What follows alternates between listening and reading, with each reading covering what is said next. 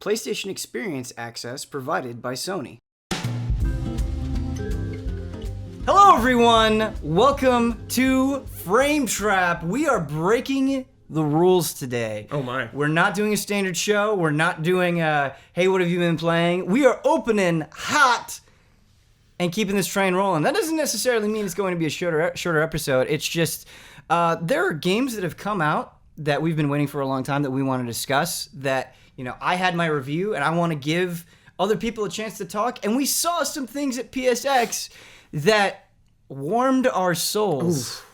And I'm excited to talk about it. Big bowl of Revitalized soup. me. Big bowl of soup. Yeah. Some chicken noodle soup right there. Yeah. I hope this episode is a big bowl of soup.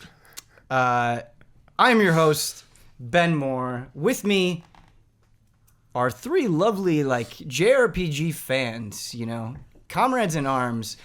Down there at the end, Michael Damiani. How's it going? It's going well. Damiani, that is a sharp hat, I gotta say. Everyone says that every time I wear it. Yeah, I like you that. rock it well. And then when you see the back of it, everyone asks what the heck's on the back. And I don't know if I've seen the back. To the day, no one knows what this is. SEEC? We just don't know. Sony, what is that? We don't know. It's a mystery. Square Enix. Yeah, Square Enix. That's what it is, for sure. He's like Watch Dogs vibes. I don't do hats very well, but it looks so snazzy that I kind of want to. Yeah, Dominic can rock hats really good. He can. He does it well. I'm so sad I don't own a single piece of official Easy As merchandise. Dude, what? I know. Come on, man. Please support us. You gotta please support us. I work here. Please pay yourself. You gotta double down like Blood does, dude. The shirt and the jacket. Oh, at the same when time. Blood doubles down so hard. Yeah. He's got like a shirt, a sweatshirt, a pin. I love it. Mm-hmm. Like, you know, he's living the dream. He's got the hat, the flag. Yeah. Whoa. Special guest appearance. Guest appearance, Brandon Jones on the Jones. side. Oh. What's happening? Get his laptop. Back to work. Not normal episode indeed. Michael Huber. Yo. Best shirt on the panel, I would say. I had to wear it. The official PSX shirt. I washed it immediately. Got home that night and washed it. I washed Kyle Bossman's too. Oh. Yeah, I got wow. Because I took his Are you guys shirt. living together? No, I took Okay. his shirt in my backpack, brought it home. I said, you know what, Kyle, I'll wash yours. Is this a large or a medium? This is a medium. Dude, they didn't have any when I went. We got XL and large. Man. How did it feel putting it on for the first time? It feels good. Always breaking in a new shirt. Yeah. I don't like the back though. All these back things. I was there. Okay, yeah. We got a lot of backs of shirts today. I was there. Yeah. Oh, that's. It's That takes away from it. I don't need to say that I was there. I just like the design. I mean, isn't that kind of obvious? Like, isn't that a super lazy slogan? If you have the shirt, you were there. You know, you can put two to two together. Yeah. The thing that I'm worried about with that shirt, and what bums me out about my own video game shirt, which is most of my closet, is it looks like, you know, you throw that in the wash a few times, and the nice image of Nathan Drake. It's gonna peel away. Yeah. Call of Duty man, cars from Absolutely. GT will fade. So I have a solution for you if you're willing to spend a little bit more money. oh, you know me. You just get the shirt dry cleaned each time. Yeah, you And do it that. won't- You're a dry cleaning professional, and I respect that. How I much should do you love that shirt? do That's why my Zelda jacket, people you only bought that in relevant 2005. It looks like it's brand new. It does look like it's Because pretty. it was like that thing never went into a regular washing machine. I was like, nope. not I mean, losing, not having that thing fade. You dry clean all your clothes, but do you take special care of the Zelda jacket? Because I mean, it's a really sick jacket. I just make sure it's never left out. Like it's always hung up, so it just keeps it wrinkle free and stuff. Like that's probably the piece of clothing I take the most care of, besides the one suit I have. That I always make sure it's wrapped up and stuff, just so it doesn't get any hair or anything on it. So when I bust it out, I don't have to worry about. Damn, dude. This reminds me of Naraku with extra laces. Oh yeah. Rest of my clothing line, not so much. Just pile it on the floor, do whatever. Brett It's and I cool. had a WoW guildmate that had the same pair of shoes, like three of the same pair of shoes, What? but each shoe had a different set of laces. What? So This guy's a serial killer. instead of just changing the laces, he had three of the. His name's Naraku. What do you expect? He man? was Joey. Inuyasha fan. Nice. Yeah. was What do you say? amazing. He's like, you got to keep them fresh. He's like, you gotta keep it fresh. yeah, I love something it. like that. I feel like some of our audience may know this, but just to reiterate, because I get so much of a kick out of it, Brad and Huber, sometimes they will like dredge up lore from the past, and they always have these friends that are either like insane. They're like, "Let me tell you about this crazy thing my friend does. He's got 3 of the same type of shoes with different laces." But those have the weirdest names, like Grumbomb, like me and Grumbomb, Bellinger, staking it out, G-Bomb, and Naraku, yeah. Okay, that was his WoW name. Just some weeb. I mean, on WoW. that's his official name then. Yeah, it is. Bradley Ellis. Hi. Yeah. Hey.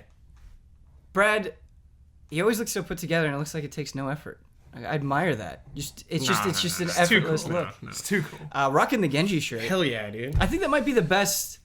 That's the best shirt of any of the Overwatch shirts. I like the Winston one. I like the Tracer one. I like the Reaper one. But that one just Gotta have the Genji one, dude. Yeah, it's subtle. Cyborg Ninja. I like that. Was I talking to you about that? I just like Cyborg Ninja characters a lot. I asked you your favorite Metal Gear character, and you said Raiden, and I was 4. surprised. From 4. Okay. Yeah. All right. I specified that needs to be I specified qualified. 4. Yeah. Okay. But then he's like, well, what else? And I was like, Gray Fox. Yeah, the Cyborg Ninjas. Yeah. I have an important distinction. So, do you like Raiden from 4 more than you like Raiden from Rising? Yes. Okay. Yes, I do. All right. Jack the Ripper. No, I mean, that shit is The best. awesome and hilarious at the same time, but it's a little like more out of control. Yeah. Raiden. Right. Just like 4, I thought he was like in a really great place. Yeah. He was like punished Raiden at that Yeah, point. it was. He was punished. When I saw the fight between Raiden and Vamp in Metal Gear Solid 4, I'm like, how long did this take? Yeah. You know, just Dude, even when he shows up in like chapter 2 or Act 2 or whatever, he's like, it's my time to help you, Snake, or something. Dude, you're just like, yes! Yes.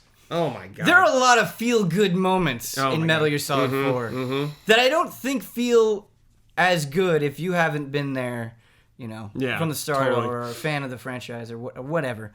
But I got a surprise for y'all. Oh. Today, we are opening with the one, the only, HOTTAKE! That was... You know what? I like making HOTTAKE loud. I like making HOTTAKE loud. That might have been too loud. I apologize to everyone ahead when of you time. like shake your head when you do it. Yeah, That's my favorite. No, part. my hair is now shifted. We're in HOTTAKE mode. Wait, before we start, I want to do a couple things. Whoa. Kojima, Yeah, Dragon Quest. you're fishing. I'm fishing right fishing. now. I'm fishing. Nope. Okay. All right, moving on. Haven't hit it yet. Okay.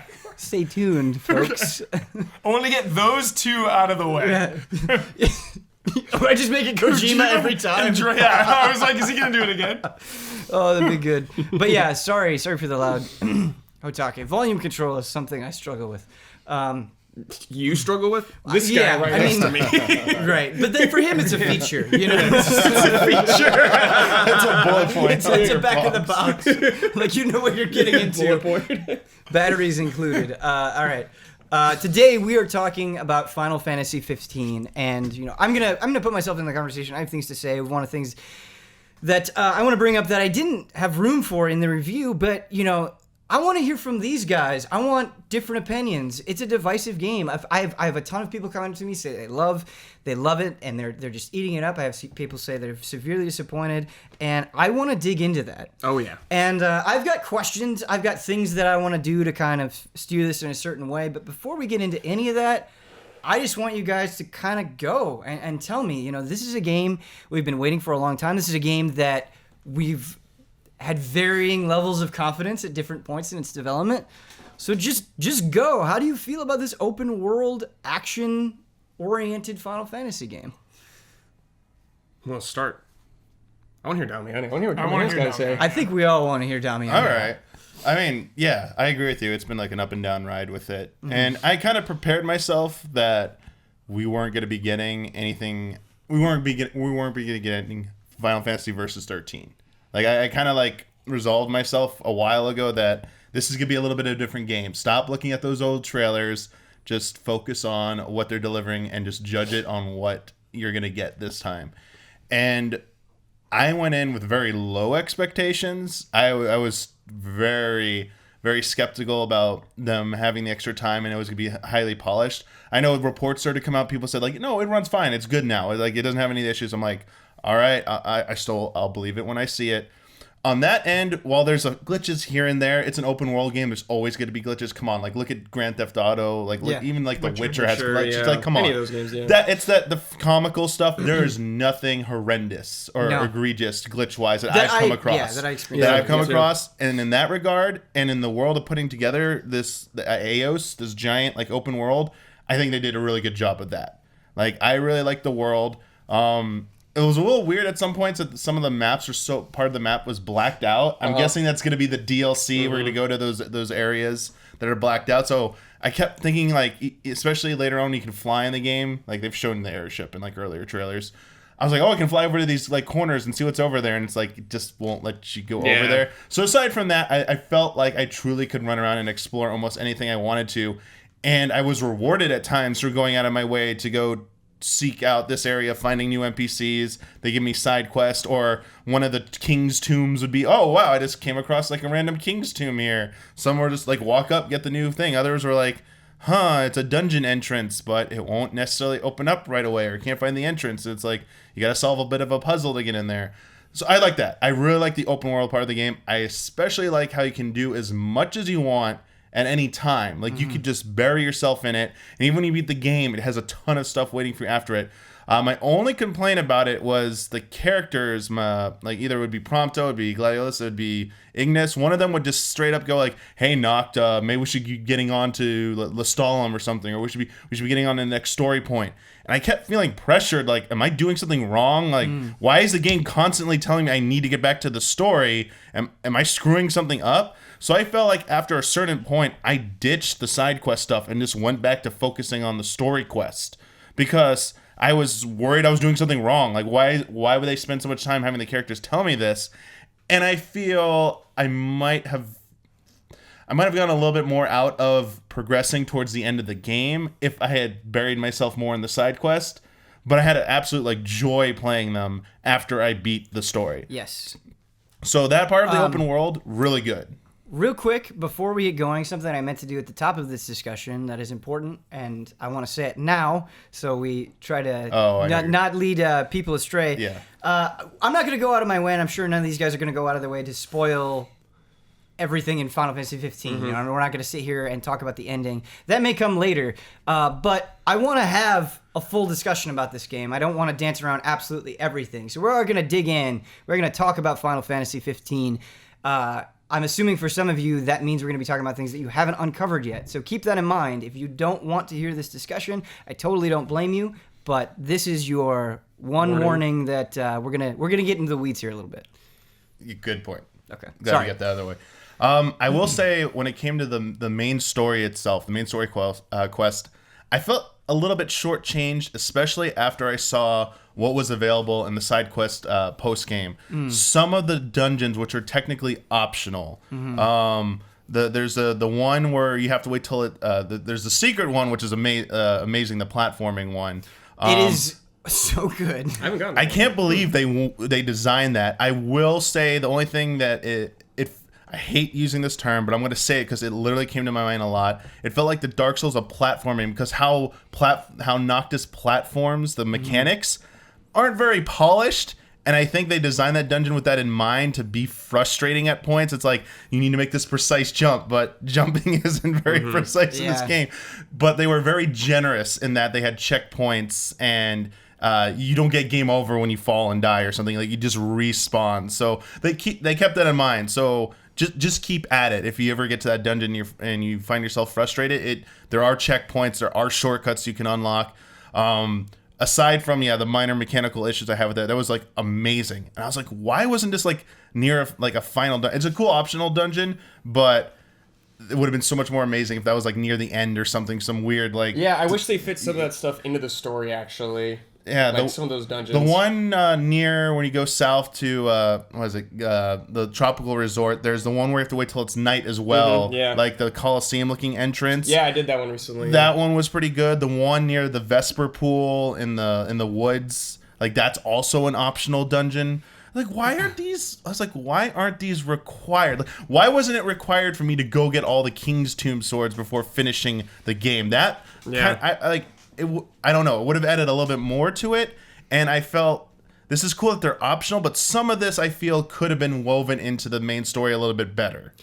Yeah, I actually think that's a really good point, and I think when the game boots up and it says a Final Fantasy for fans and first-timers, I think that's the clue. I wonder if they were worried that some of those King's Tomb dungeons... do you remember the one where you get a greatsword and you go in and you keep going down into that room and the walls shift?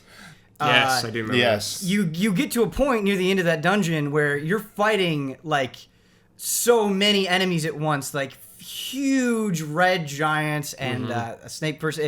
It's by far like one of the hardest dungeons in the game, and it's satisfying. It's satisfying in the way, like, I love the combat in the game, and even when it wasn't pushing me, even when it wasn't challenging me, I was still having a good time.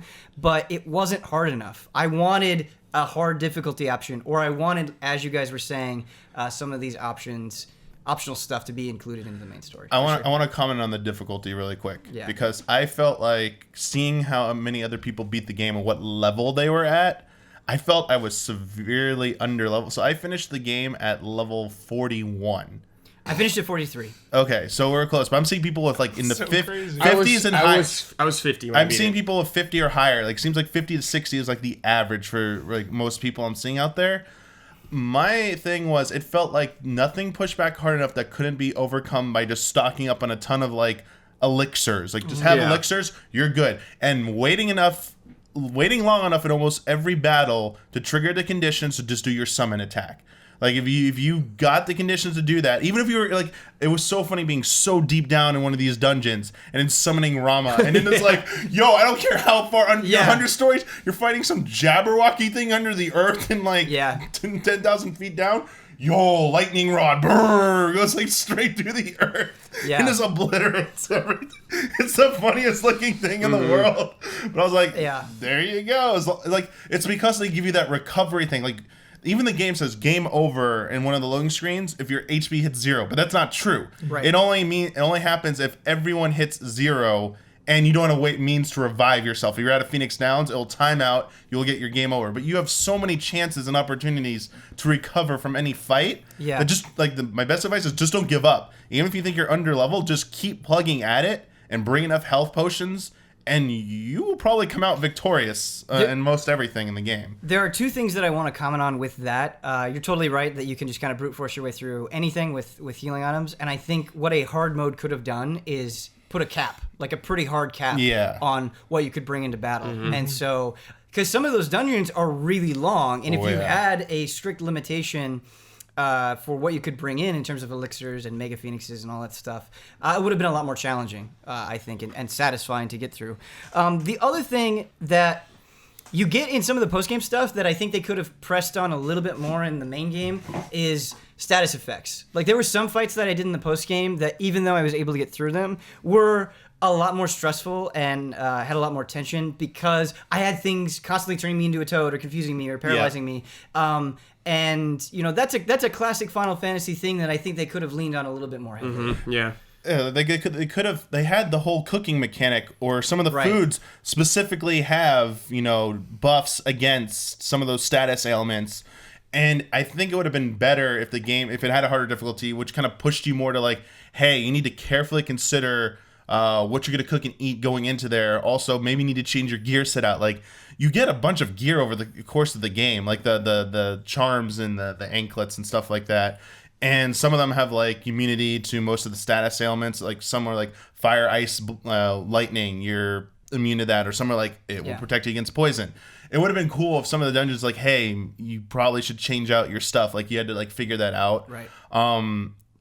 But it just never really like did that. That stuff did happen, but it was basically because there was no cap on how much you could bring into a dungeon. Right. It was just like Outlast, War of Attrition. Well, I've got like 50 freaking elixirs here. What are you gonna do about that? Like, and if you just like have everyone focusing on killing you and your other partners are just chipping away at the enemies, and then the Armiger, how do you pronounce it? I just say Armiger. I don't know if that's correct. The meter, when you charge it up, it's like, just keep. I got there's an item that lets you have no MP cost, and then there's items that Noctis can use called I think it's Thieves' Way or something, and there's a level 1 and a level 2 one, which severely reduce the MP costs of phasing for dodging.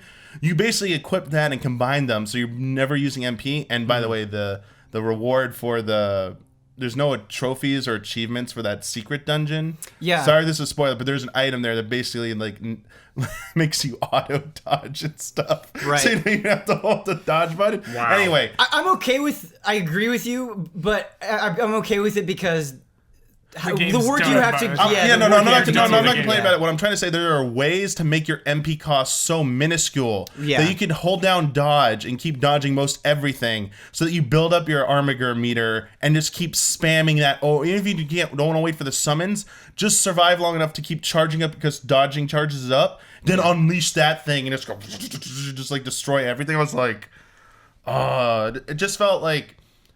There's so much they could have done with the combat system as well, but when things don't push, when there aren't caps, things don't push back hard enough to force you to like really utilize the strategy, like the Libra stuff, like looking up what everything's like weak and strong to. You should pay attention to that, like see which weapons, or maybe you have to craft a spell that'll work better, that'll pay off dividends and make your life much easier. Right.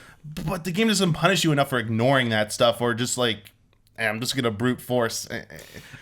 Yeah, I think that's an interesting point, Yeah. and I totally agree that the game does not push back hard enough.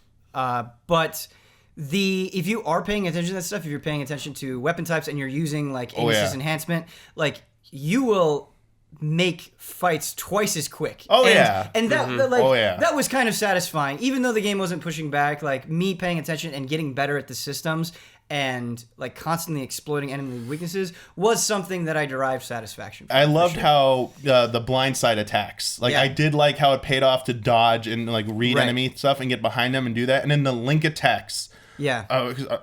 Ignis's recover one, I think, is amazingly OP. Yeah. Because combine that with everything I just said about combat, if you have that one equipped, it uses 2 bars. It's the best. But just like, It doesn't take long to fill up. yeah, it doesn't take long to fill up. And it's like, here's all your health back, and you got a defensive buff. I was like, so good, so good. That stuff is pretty cool. I like that stuff as well. And I loved using Gladiolus like the one that uses 2 bars where he gets this overhead smash thing. That's the one I use the most. Everyone up, and he does it. It does like 999 damage. I was like, yeah.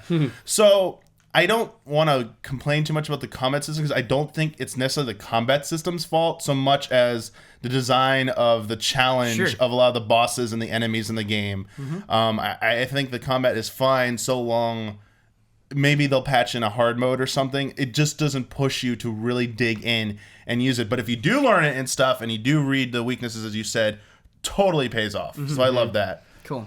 I'm just so high level that you shit on everything. But that's like how you chose to play. Yeah. I can legitimately hold circle.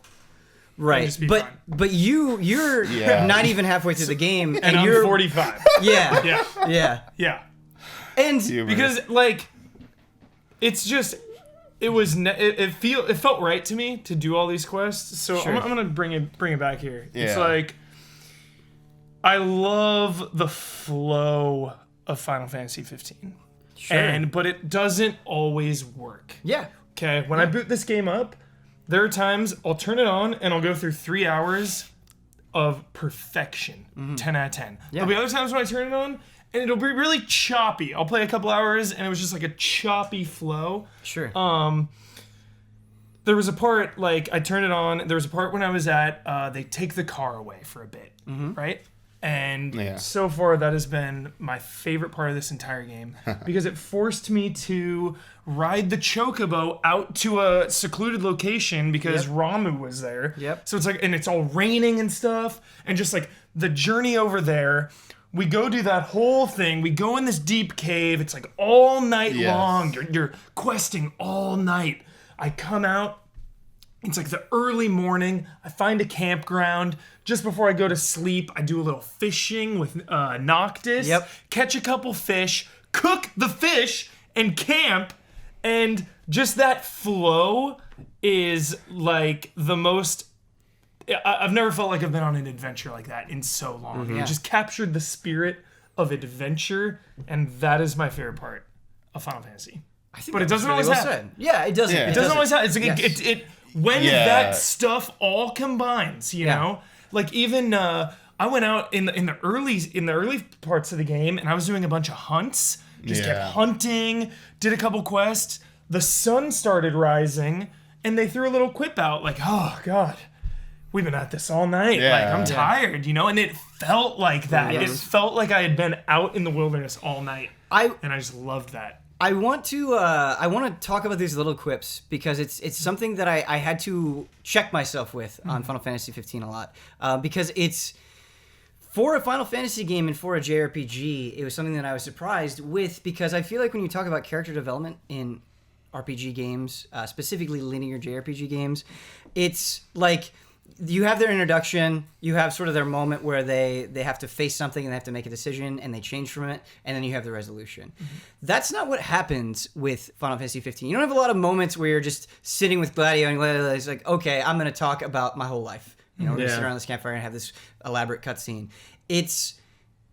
I would go to places where I'm like, oh, I'm just going to go here and I'm going to pick up an item and leave. And then they would say something. And I'm like, whoa, that was way more involved. Like, it wasn't crazy. It wasn't like a huge thing of backstory, but it was more than I was expecting. And it was these little morsels of information that I was like, oh, by the end of this, by the end of 70 hours, I understand these people. And that's why I really like doing the side quests. Is because when you get the quest and complete the quest, the party has a conversation. Yeah. So you keep getting stuff about them. So because of that, instead of just like, go kill these 10 things, here's a reward, like in a lot of open world games, it's like, oh, go kill that gangster in his hideout. Mm-hmm. Nothing really happens. You get some like experience and points. Mm-hmm. I felt rewarded for character development for doing all these side quests, so I didn't want to stop him for so long. So I think that's true, absolutely, but there was something a little bit uneven about it for me, and I think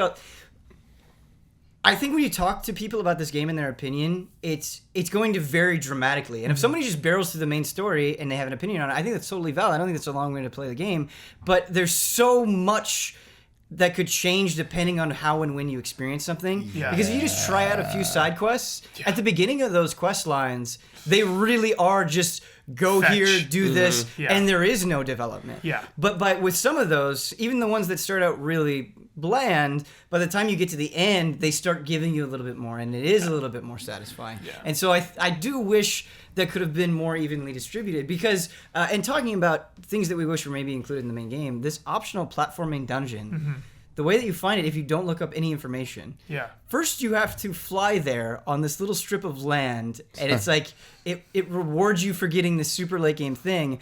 But in Lestalem, one of the cities in the game, you're just going by, and in this back alleyway, you can hit listen on a window, and you can hear this conversation. And they're like, "Go find this great treasure." And you're like, "Whoa! I want to go there. I want to go get this great treasure." And it's such a cool moment that I think a ton of people are never going to get to experience. So.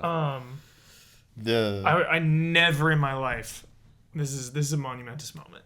Okay, you ready for this? Yeah, I am. I love magic in this game. This is my favorite magic in JRPG. In a JRPG, the magic in this game. It's so good. It's so good because they're like nuclear bombs. It's like this special thing. It's not people like casting shit nonstop. Cast. It's like, yo, you're gonna cast a fire spell, like everyone better back the hell up because I'm launching a freaking nuke right there. And the sound effects, underrated, dude. I want to talk about the sound of this game. Like some of those fire explosions, it'll be like my whole house shakes when this magic goes off, and I just love it. And I love that, like, again, it's not a lot. Like I always have it in my inventory ready to go, and I use it in a pinch, so it's like this emotional moment every time I cast a spell. It's awesome. I'll agree with you that like it made it like a spectacle. Yeah. And it felt like you really needed to use it like at specific times. Yeah. It made you think about it more. Cop-out comparison, it's like in The Wire. Like when someone pulls a trigger of a gun, it matters. When you use a spell on 15, did we just compare Final Fantasy 15 with The Wire? The magic use. I like this show. Magic use. But on the same time... But I do see it, like I did have there was a downside for me with it. I did miss just being able to have like some lower level magic ability to use in some of the fights because everything some of the remedial fights just came down to holding down circle and stuff, as you were putting it, and I kind of wish there was just like some lower level, like an in between, just for that. They wouldn't have mattered on bigger boss battles, like the two in I have a question I for think you, that's though. the open combat or whatever, the It is action-oriented combat. It is. Well, you got to trade that. It's a trade-off, and the fact that you have to go to these places to absorb the energy to use them, it makes you think like, I'm not just using this in any old situation. Like, I'm saving this up, and especially when you got to craft it. Especially when you want to like toss in some items to increase the potency and effect. It's like, you're really you gotta carefully consider when you use, and I would say like 90% of the time it was always used on a boss battle, always a boss fight. I was using magic. Some hunts I did. The other 10% was probably hunts. I maybe used it once or twice in a regular battle just to see how it looked, but it was always boss battles and hunts. The Sometimes bigger I'll hunts. stumble upon like just a really high level guy, and then all of a sudden a bunch of other high level things will come in. I'm like, whoa, this is getting out of hand. Yes. So two things. I actually feel like you're pretty poorly equipped to deal with high volumes of enemies, and that's something that becomes more noticeable in the late game because you have the Empire, those Magitech soldiers, come down, and they actually become more numerous and more high level as you get farther and farther and you get higher level as well. And so there'd be times where it's like, I can try to take these guys on one by one with the weapons that I have, but nothing is perfect. Like, I can use a special ability, I can use Gravisphere from Prompto, but magic fills that void. But I like, and it's, again, I don't think it's perfect. In order to make magic worth a damn, you have to give something up. You've got to put those items in. Yes. And there were Magitech boosters you were talking about give you limitless MP. Dude, they also make your spells insane. Like, I love so it. you're doing The like flesh Quinn cast. fortifier. Yeah. And again, I don't think it was perfect. I think they could have gone even farther with it. But I liked having to make that choice. Like, do I sell this treasure? Do I put it in my spells? Do I use this high level item? Do I put And it it in my makes spells? exploration more meaningful. Right. Finding all the ingredients Right. and the loot and stuff that you can use in either cooking or in the spells. And trying to find things for like Sid. Yeah. You know, Yeah, he that's- upgrades all your Sid. weapons. Sid. Yeah, and it's like, yo, I gotta get all these treasures because one of these treasures could be the item that he needs. Very Right. true. So I love the exploration, and I felt like there were a lot of things on the map, but it wasn't too much. I want to bring up something real quick about the magic that I liked about the game. The game did a really good job at like explaining that magic is like a big deal in this world and not everyone can use it. Like, not like the bloodline of the kings, like the only people that can like draw the magic out of the stones. So I felt like when you used a spell, it was a big deal. Yeah. So I'm glad like they tied it kind of like into a story-wise of why it's a big deal and so powerful. The best. Just like nice little, like the game is filled with nice little touches like that for me. The nice little touch is a great way to say it. Talking about the exploration, again, something that I thought was a really good touch that did make exploration more meaningful is how they handled Guild and how you acquire Guild in Final Fantasy 15. God. So something that happens so in rich. a lot, yeah. I was so poor. Well, I was super high level. I was so poor for a long time. The problem that I have with a lot of Final Fantasy games is Guild becomes relatively meaningless very quickly because if you're somebody that, you know, is like, oh, I'm going to grind for a little bit, you're getting Gil after every battle, and it's just kind of getting bigger and bigger and bigger until you have this stockpile. You don't get Gil for killing enemies. The ways you get Gil are by selling treasures, which you can get from fishing or going out of your way to, there's like these treasure chest icons on the map, going to vendors and selling that stuff, or by doing hunts. You get a substantial amount for going and doing hunts, and they kind of, again, I don't think they do this as well as they could, but they play that in the context of the narrative. So these are guys that are on their own, away from their empire. They kind of become hunters to make life work on the road, and that's something that plays into it a little bit. And I liked that. I felt there were times where I'm like, oh, I actually need some more Gil. I'm going to go do some hunts. So it was a little bit more than just, well, I should do this kind of a thing. I thought that was very cool. Do you guys agree with 100% that? I agree. Okay. Yeah. And I also think that the chocobos in this game are the best Ten. chocobos Best in chocobos. any Final Fantasy ever. 14s are better. Sorry. So Yeah, hold on. right. Fat chocobo. Get No. spicy. Fat chocobo. That The- chocobo the is way it adorable. controls. Yes. The way I you can fly ride- with my chocobos Hey, in 14. hey, hey. No Hey. way. Hey. Oh man. So let's talk about this. Let's talk about this. There's a They fight with you. they too, fight with you in 14, and but they 15. can also fight with yes, you in they 15. can in 15. They got I that agree from that that. it's a little bit more persistent in 14, and they can fly in 14. But to me, chocobos aren't warriors, man. They're a means of transportation, and they're your companion. And I think you develop a little bit. Can you name your chocobo in this game? Yes, you can. You can? I made mine White, and her name is Lightning. Why didn't let me name mine when I tried to? You can, yeah. I dare you to come up with a better chocobo name than that. I Claire. dare you. Claire was mine. Claire? Yeah, Claire. Brad, you just did it. Yeah. You I just saw did it. I saw you can dye your chocobo as well because you get the item. I didn't do it, but I saw you could. Yeah, it's right in Which that is hilarious area. because a lot of the names they use for the dyes are from 14 regions. I was like, oh yeah. shit. I don't know how this is going to sound, but I really feel this way. I think it's very important to get across is I personally feel like they put a tremendous amount of work in how the chocobos feel in 15, and I think they feel fantastic. great. I honestly think, like Destiny-style Sparrow Racing, they could add chocobo online racing in this game. I feel like it's that strong. Like just the way that you're so galloping good. and you feel your chocobo bobbing, and then you glide and just that sensation. Oh yeah, of holding it drift. down to like glide, and then like they The told you that it's like drifters. you can just like drift down. Yeah. Best. I'll give you this best non-MMO use of chocobo. Yes. There we go. We gotta separate them. Yeah.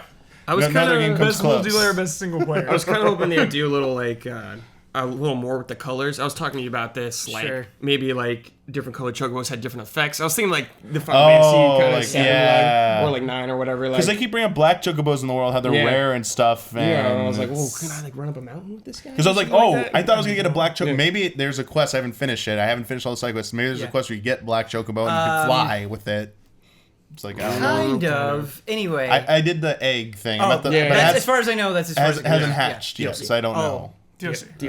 DLC. Black chocobo flies. Brad also said like chocobo breeding and gold chocobos, and what I think is cool is I think Final Fantasy is one of those games, and I think this is fair. I'm not trying to shut this kind of conversation down. I think it's totally valid, but it's one of those games where you're like, oh man, what if they did this? What if they did that? It's easy to say, like, what if they did so much more? Because I feel like they opened the door in a lot of cool ways. Like talking about those little things, talking about those small touches. In other games where you're feeding your chocobo or doing stuff, it's just you're just picking stuff from menus, and they might make a sound. Here, when you go and you feed your chocobo, it's like you and your friends have a meal, and then you're feeding your chocobo, and then Noctis falls asleep on his chocobo. Yeah. Dude, Ignis, like, back against the chocobo at the campfire, just with some coffee, like, chatting it up. Right. I'm like, and this is magic right here. it doesn't sound like much on the surface, but it's a little thing that make these creatures feel like they actually matter. They're not just a means to an end. They're not just a mechanic. There's something that is in this world that your I characters feel like are the aware of. renting thing was unnecessary.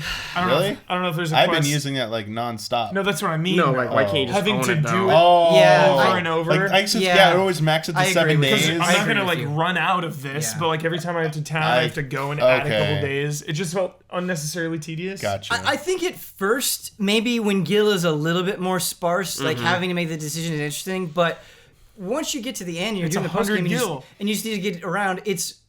Doesn't cost enough to matter. No. And you need to start like resting a bunch to get those food buffs. And it does become annoying. And so there should have been a point where it's like, hey, let me get my chocobo. Yeah, forever. just let me buy it. Perma choco. I think like finishing the chocobo races, maybe they could have done that as reward. Yeah, that's what I was hoping. I liked the chocobo races, but they weren't all that challenging. It was over pretty quickly, and I felt like the rewards you got were kind of whatever. So. Yeah. The door is open. Man. For some I want to Doors say open one chocobos. last thing about exploration, because of hearing Hubert talk about all this stuff.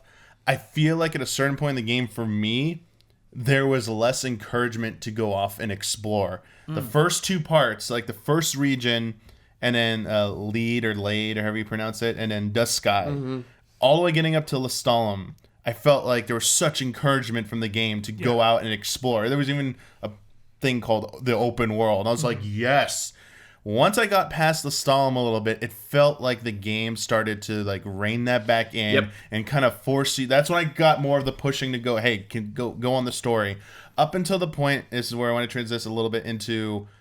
I felt like that when the game starts to push into the more linear segment of the game, the linear stretch of the game towards the end, I felt like I was robbed of a little bit of that. I felt like I only got like half the world, was like go explore half of this. The rest of it, I didn't feel like I didn't get encouragement and a chance to explore it until after I came back from finishing the main story. So maybe I just got lucky with stuff like this, but I think was beautifully done. Early on, you get a quest from Cindy to get a supercharger for your car. Okay, it's in the very top corner. You see that it's blocked out. It's like, okay, I'll get to that later. There's also a quest up there to find a ruby for Dino, right? Did a bunch of the Dino quests early. Dino is terrible. Yeah. His voice is trash. So then there's one up there as well near that, and it's like, okay, I can't get there yet. Whatever. So then I'm on a quest with Gladiolus's sister. We're driving, and you gotta drive up north. Okay. You gotta drive up there, okay? On this journey, she's like, "Do you want to stop here?" I'm like, "Yes." "Do you want to stop here?" Yes. We make a pit stop. We do an optional dungeon. Yep. Amazing. Yep. I was too low level for that So then- optional dungeon. I know what you're talking about. It was really I'm cool. like, so this is incredible. So then we get all the way up to the top left, and it's like, okay, board the boat going somewhere or whatever. Well, I'm like, okay, I'm already up here, like in this weird kind of secluded area. I have 2 quests here that I got a while back. I'm gonna do these before I board the boat. So it felt like this really natural, seamless thing of like tying in side quest to the main quest. Okay. And again, I don't know if I was just lucky to kind of make all that happen.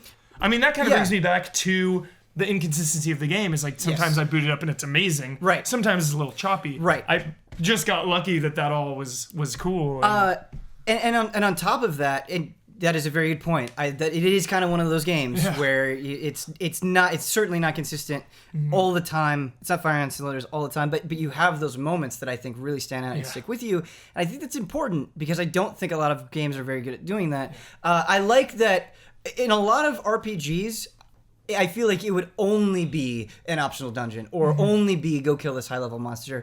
I actually, it's going to sound weird, I liked how mundane some of the things are when Prompto says, I just want to go take a picture of this cool thing in the distance. You know what I mean? Yeah. And there's not necessarily a fight. It's just you go and you have a moment. Gladiolus waking you up on the beach to run. Right. or waking you up and be like, hey, I heard about this giant fish. You want to go down and do it?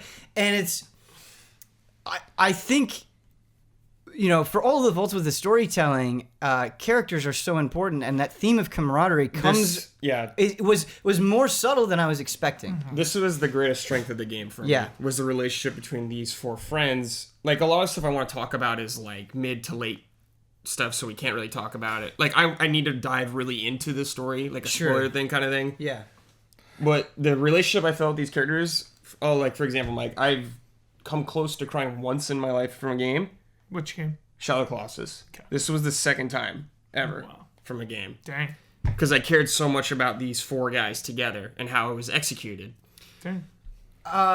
And I'm assuming you're talking about the ending of the game. You know what I'm talking about. Yeah, and you know, again, we're not going to sit here and say exactly what the ending is, but it really cements that they treated this story like a journey. And Damiani, you've talked about Final Fantasy X kind of having that similar vibe of being a personal journey, being a pilgrimage between friends, and kind of, you know, just all these different people from all these different backgrounds relying on each other. Final Fantasy 15 is not the same way, but I do want to talk about the characters a little bit.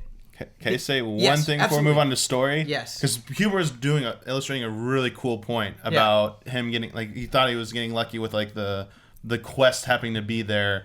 I do think the game at times does a good job of stopping you and, like the Prompto picture stuff, or, hey, let's stop over here and do something. One thing I wish 15 would have done is let you be able to see quest icons for more than one quest at a time, rather than having just the active quest be like the zone. Coming from other games, especially like from 14 as well, on a map where they can mark where quests were, I felt like there was too much emphasis on a single objective. And when you got multiple ones, it would like always try and stick to the story as the main one, and then filter the other ones into your quest log. You'd have to go in and select it to see like the region. I just had a bad awareness of when I was in a zone, if there was other quests around me, unless I had to go back to my car, look at either the map or the time distances. Like, these are all 2 minutes away. They must all be roughly in the same zone. I felt like I had to do too much work to process where everything was, when they could have just had things on the map. I just completed a quest. what other quests are in my area? Let me just open up the map and see what's there. Well, if you go to like quests on the map, and it's super weird. You go to quests, you zoom all the way out. You can always see where you can see where you are, and then like you'll cycle through the quest, and it'll go there on the map. Yeah, no, it does. But it's still it's hard one at to a like time. see. Like I just wanted an option to have them all displayed at once. I get maybe they were concerned because there were so many other icons on the map. They maybe didn't want to clutter it. I forget who I was talking about. I wish there was a way to switch like filters or something, like switch to like botany or something, so you can see all like the harvesting area. Switch to mining. You can filter that stuff. I think I could be wrong. If you can, I'm doubting myself. Okay, if you can, that's great. Myself. I wish there was a way just to add a filter to like show all available active quests. Just wanted to bring up that point that it kind of irked me a little bit. That stuff is a little bit cumbersome. To me, it made it a little less checklisty. Like when I'm in a game and it's like, okay, quest here, boom, get it, finish. It feels like an artificial checklist. Whereas this, it was like, go do this one thing, and I had to like you have to zone in on each quest. So from an artificial gameplay point, it's super annoying, yeah. But like RP wise, I was super into it because every time I'm doing something, even the mundane, like go get that delivery truck, I'm like, I'm doing this right now for this guy. I'm going to get that and finishing it. Like so from an RP standpoint, I was super into it. That's an interesting perspective, because what I was going to say is a lot of RPGs have a nice quality of life thing where once you complete the objective, it just says mission complete and it gives you the reward right there. Yeah. So you can stay in the world and then go do something else. And there's a lot of times in Final Fantasy 15 where I wanted to do that, where I was like, okay, I did the hunt, now let me go grab this item. Yeah. Like, why do I have to like go back? Yeah. And I get what you're saying, having that focus.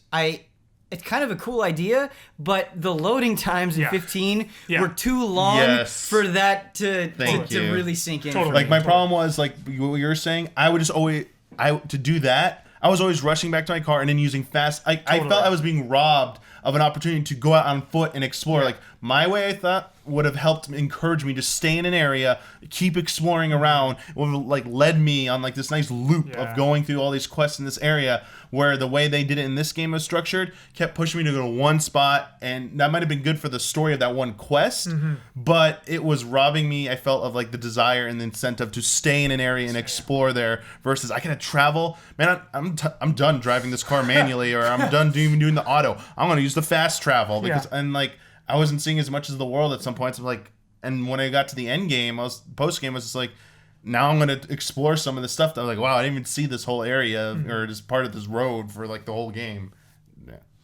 Yeah. Cool.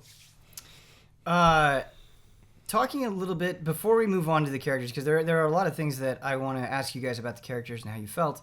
Talking about the structure of the game, and I think it's tripping a lot of people up, and I think it's rightfully tripping up a lot of people. It's a criticism that I've really agreed with, and I don't think Final Fantasy 15 does an excellent job of rooting you in its world in the beginning in the way other Final Fantasy games have. I think eventually you kind of understand its rhythm and get in tune with it and becomes more enjoyable, especially as they start letting you drive the car during the day, as when you get the chocobo. Like once they kind of very painfully slowly like let that stuff go and give you more free reign over your own adventure, it's a lot better. But the way the game starts, I think, is it doesn't really leave an impression the way that I thought it would. It doesn't. We talked about this because we talk about like Final Fantasies with like a strong opening. We talk about like 7, we talk about 6 and everything like that. And I think it's important to give examples here because, think about the opening of Final Fantasy VII. You're blowing up this place. You're being a terrorist. It's this really exciting event. Final Fantasy VIII, you're invading this thing. A giant mechanized spider comes down and assaults you. And even how does this game open? Yeah, exactly. Your car pushing a breaks car. down. You're pushing a car. Oh, that was cool though. It was cool. It was cool. I thought it was cool, but the problem is, you go and you meet Cindy. I want to say Sydney, which is apparently how they say it in the Japanese version. Yeah. It's throwing me off. Cindy, and you don't really get any development there. It's just kind of like, go kill this stuff while I work on your car. That's true. And it could have been stronger. I could have gone for like a 20-minute primer of the world. Right. In the world Don't get me of started like, on that. just I'll take it or make that optional. Give me like, here's the world we're in. Because It's called Kingsglaive. No, okay. So Yeah. even watching Kingsglaive and Brotherhood, which I'm sure many players of Final Fantasy 15 will not do. Yeah, I know. Even watching all that stuff, It's not enough. I'm 25 hours in the game. I'm on chapter 8, and I could barely tell you anything about this world. And you know how much I'm digging and letting that stuff fly at me and try like painstakingly paying attention. Here's something that's frustrating. Is that it all comes I later. agree.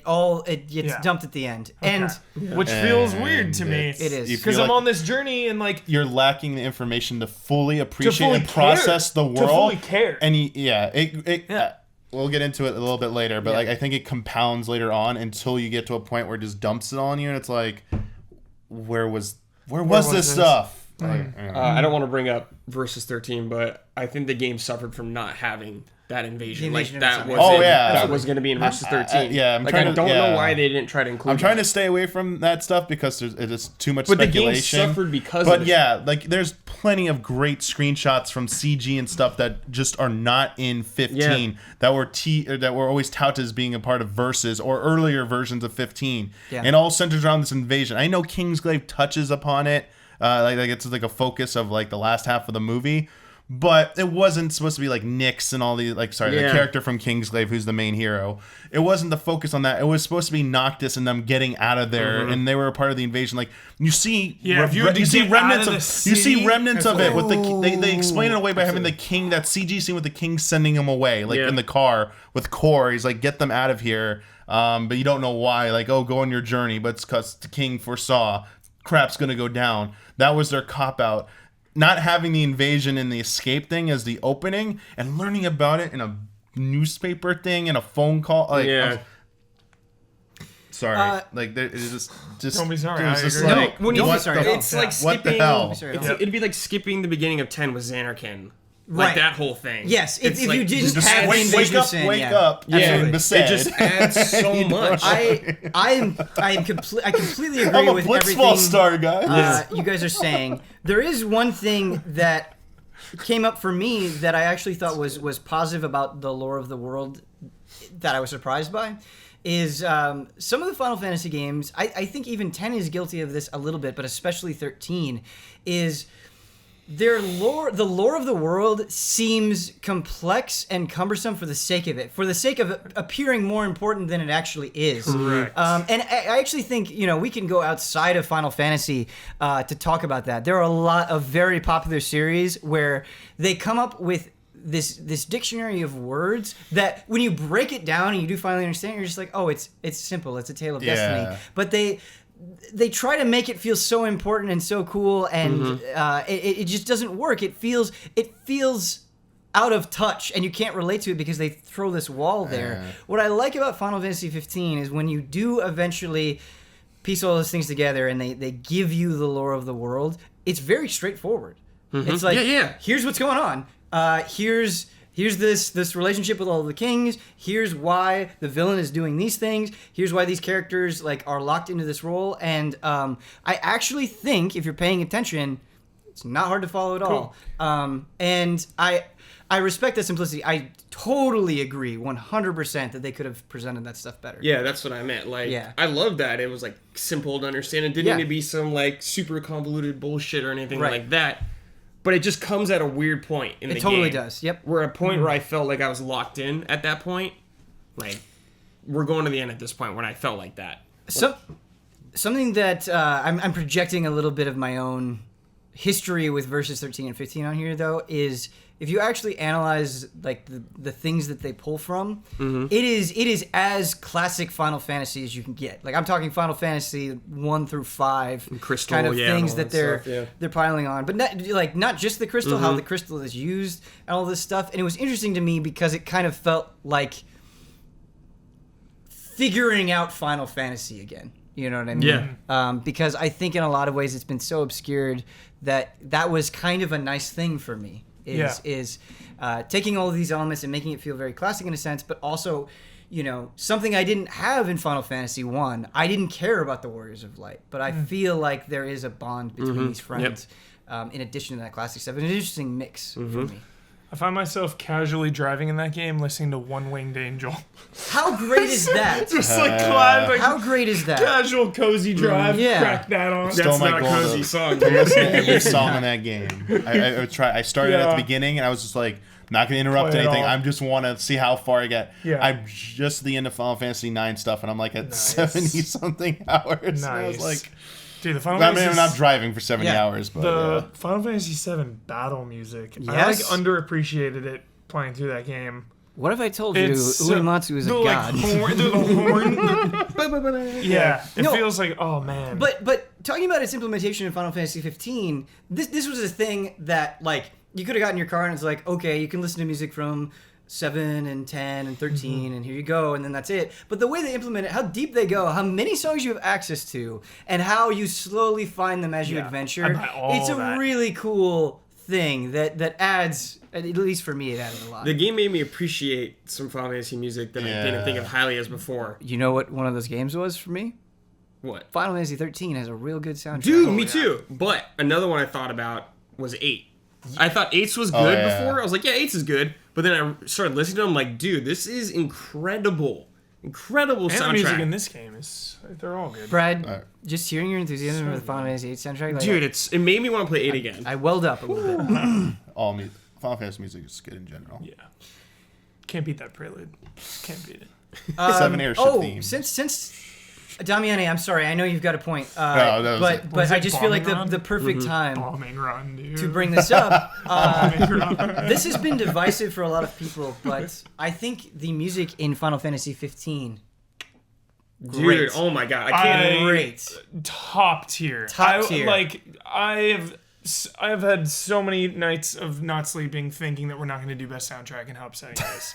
I'm upset. Yes, I'm upset because there's too, been absolutely. some amazing music this year. Yes. From Watch Dogs 2 to Uncharted to Final Fantasy friggin' 15. It is Every track. There is like the diner, all the outposts, the outpost theme. When you're exploring the world and that Wanderlust theme plays. Yes. And I have to say, just there are moments that happen at the end of the game, and they use particular tracks that you've heard, right? They've been around since the Versus 13 days, but how they utilize them and the power the songs give some of those scenes.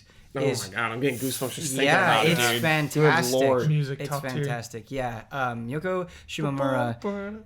There are people that say Uematsu or death, and like I get it, I do, but I was thoroughly impressed. Square Enix has a really good stable of composers now. Like, what's he doing now? Yeah, Uematsu.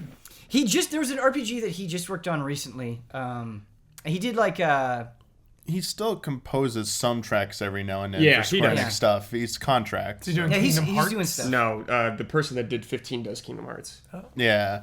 Like She's he always still done. composes. I don't know how lately, but like he still composes some music for 14 as well. Yeah. Cool. If you want a interesting read, if you want to have a good time on the internet, read up on the effect that Sakaguchi's departure had on Square Enix and the team, and kind of how people felt about the directions of the series before and after, and the political. A depressing read. Well, it's fascinating. The sort of the political divide that it created within the company, and how you can kind of see that manifest in some of the later games. Yeah. It's fascinating.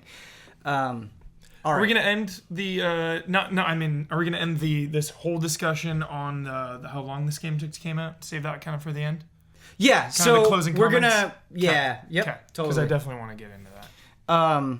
Damiani, you had something you wanted to say, and I wasn't. Nah, I'm trying to think. I mean, I could say something now. I forgot what I specifically was gonna say, but since we're on the story and stuff, I'll let you guys get into like the character stuff. I noticed it earlier, real quick. Like the Dino voice, the voice work. I listened Dino's to him voice in English is so annoying. Like Japanese, he's fine. Japanese is fine, yeah, but the English. I didn't play it was one of those things where the English dub is just so all over the place at times. You hear the reading of Dino, and you're like, how did they say? Yeah, we're going with that. Why is cracking like East Coast like Jersey guy? Type is that thing? what he sounded like? Hey man, yo, knock this. Oh, that's you're Hey, speaking like Prince Cindy. Noctis, Yeah. I got a new deal Yeah. for you. Yeah, I was like, oh, Prince my God. Noctis. It's like really Yo, exciting. for you to it's get Vinny so from the extreme. Dino I'm a Man. reporter. God, I Yeah. didn't know Bada this bing, what it bada sounds like. boom, Why would they do Bambino. that? And he Yeah. says it. He says, Yeah. well, forget about it. Forget it. He Yeah. says, forget about it. Yeah. And like, it doesn't play off as funny or endearing. It's just grating the whole time. Yeah. I listened to the game in English for like 20 minutes. Hey. It was at night when I didn't want to read subtitles. I was like going to sleep. Sure. I'm like, I'm gonna play for like an hour. I'll just put it on English, I Nice. guess. Gotcha. And I changed. I'm like, I can't do To this. the game's credit, it lets you have all the language options. thank Right. God. Exactly. Finally, Exactly. finally, That's they just learned such an their important lesson. thing to say. This We is can the rail on it all answer. day, So, just so I don't want to harp on the voice acting too much because you could just turn it into Japanese and English subtitles and be done with it. Yeah. So Hubert talked about like the story with like having a trouble appreciating the world despite watching Kingsglaive, despite watching Brotherhood. There's actually a prologue you can read, which is the translation of the Japanese audio only thing, and Square Enix is encouraging you to go read it before you play my the game. Yeah. Dude, we And had we need to take a stand right now, Yeah. and it's something that during my Final Fantasy 15 journey that I've been really frustrated by, and it needs to be said. Every time I feel like, okay, I'm ready to dissect the story of 15, there is something that comes along and says, no, go do this other extraneous thing. Yeah. And it's just, it becomes so disconnected and so disjointed. But the thing is even when I say that, like, I enjoyed Kingsglaive. I enjoyed Brotherhood. I'm curious how I'd feel reading this prologue. I've enjoyed each of these individual elements, and I thought it was worth the effort to experience them. But it's hard not feeling frustrated at the same time. I don't know when this happened. Like, Mass Effect 1 was the perfect example of extra novels and books that added to the game, but they were not essential. You could read like a book about Saren or whatever and what he was like before he went all evil. Cool, you don't need it when you play through all of Mass Effect. Yes, Nothing it is is- going to be lost or missed out on, but it Yes. adds a little bit. It's like, okay, I read all about you. I know a little bit more about your backstory. What an excellent point. There's so many games now. It's Yeah. like, oh, you didn't read Yeah. this manga, or you didn't watch those 6 episodes, or you didn't pay for that DLC, or like you didn't get that pre-order. There's like so many things. I feel like I'm missing out. I want to talk about this expand on this codex thing really quickly because it's so important, and it's not just like because Final Fantasy 15 had a somewhat similar thing where you could in Final Fantasy 13 read up on things, but it felt a little bit 13? cumbersome. Yeah, Yes. I liked it. Yeah, I hear you, but why I feel like it's so elegant in Mass Effect, and I think the thing is important, is I honestly believe you can totally ignore the codex in Mass Effect and get a sense of the personality of each of the races, Yeah. the conflict that's going on, why what you're doing matters. Yeah. That's so essential because then when I read those codex entries, I already felt attached and interested. And the other thing that is super important and so many people mess up is the way those codex entries were written. Is they were concise. It felt like they were only as long as they needed to be to convey a simple point, and then they would move on to the next one. So it wasn't like, okay, I've got to read 3 pages on this one thing. You just get a nice little chunk and you continue on. Because in Dishonored 2, They're really long. you like go into a room so and long. you've got 5 books to read. Yeah. And you just after a certain point you're exhausted and you don't care yeah, anymore. I started skipping it. There's because I was so like, many. dude, They're Yeah. so long. It feels like some of these game creators are struggling with the violating the cardinal sin of like any kind of narrative driven medium needs to have like you should be able to enjoy it standalone. Exactly. So even if it's a sequel that was always planned as part of a trilogy or something, Yeah. each individual story needs to stand on its own 2 legs. And I think because video games are a little bit more interactive, I think some of these creators struggle a little bit more with that because they have to fulfill the duty of this needs to also be a game and not just a story. And I think it's the hardest in these open world games to Absolutely. do that. And I sympathize to a degree with that. But it does seem like, especially like Final Fantasy games in general, dating back to like 13, yes, they had like the codex stuff in there, but it was more to help you understand this because they dumped so much of a lexicon on you of their my God, world. 13. It felt like you couldn't understand it without you going in couldn't there. understand it without it. And in 15, it's just it's there, but like I don't think it could have been woven into the game a little bit better than having to go, here's Kingsglaive. Here's Brotherhood. It's part of the world of Final Fantasy 15. You should consume it all and enjoy it as one big experience. It's like, some people just want to play the game. They don't want this other stuff. They're just not interested in it. They shouldn't have to go and watch that to get a better understanding of the game and to fully appreciate it. Yep. Sorry, go ahead. But yeah, the story was my biggest problem with 15. I want to talk about the story, and to kind of springboard that conversation, I want to talk specifically about the characters. And just a thing I want to say really quickly is it felt like a story where they had this stable of characters, perhaps left over from Versus 13 or whatever it was, just characters that they threw in there and did absolutely nothing with. I think a lot of the Empire side was like that. Yes. So the Emperor himself amounted to very little. Better watch Kingsglaive. Which I think kind of plays into his relationship with Arden a little bit, but again, it's not super developed. Who's Jared? Jared dies off screen. What's going on? Who is this character? Just some old dude. When somebody dies and you know who is he? That's a huge problem. And absolutely, I think there are a lot of things that you can point to that are just they're just very poorly handled. Yeah. But there were characters that surprised me as well, and I do want to talk about the things that worked for me. And we mentioned her earlier, but Iris was one of those characters that I actually really liked, and I thought had way more depth than I was initially expecting, because you have Gladio's sister, who's just kind of this chipper, like wants to help out, very positive character, and that's typical in an RPG. But I think a cool dynamic that Iris has with the group is she likes Noctis, but it's not like this grating. I'm thinking of like Amy from the Sonic the Hedgehog universe, so forgive me, but all over him, all the time. Be like, oh, you're so cool. It's like a shy schoolgirl crush thing going on here. Yeah.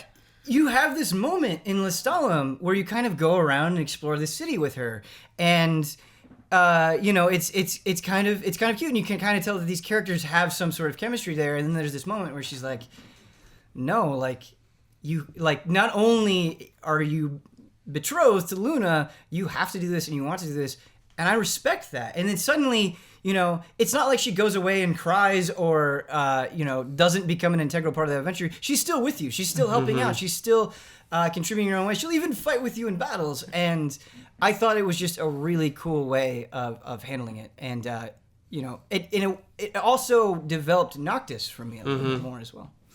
So could have gone for a little more core in that game. Could have definitely gone for more. Loved him, dude. Yeah. Oh my god. Yeah, there's definitely you can tell there's different shit, but like I felt like core was a problem in that seemed so integral in the beginning, or presented as it's going to be this important person, and then I don't know. After a certain point, I never saw them again. I don't know if I missed something. I just don't see him again. And for most of the game, it's like that he was around. They explained like, oh, he's busy doing hunting. He's a hunter. And I was like, shit's going down in the world. Noctis needs to, reascend the throne and take back, his home. This guy's gonna go out and hunt and stuff. Yeah, he was like, what? He was the king's bodyguard before. Yeah, I was like, he should have been with you. I get like maybe at the beginning he wants him to find himself. He needs to get the courage and like maybe the first. Maybe maybe he has to go get the 13, weapons, whatever, from the king's tomb, and then like Cora will show up or something. Like, all right, you prove yourself. You gotta be ascended and stuff. Now it's time to go. Like nothing like that. Yeah, I feel like they were trying to do is they keep showing that photograph of young Regis and his crew, and Cora was one of those members. I think the attempt was to be like, this is Noctis' story, and Cora was a reminder of how this is sort of echoing Regis' past, but they didn't make those ties strong enough for that to really sink in.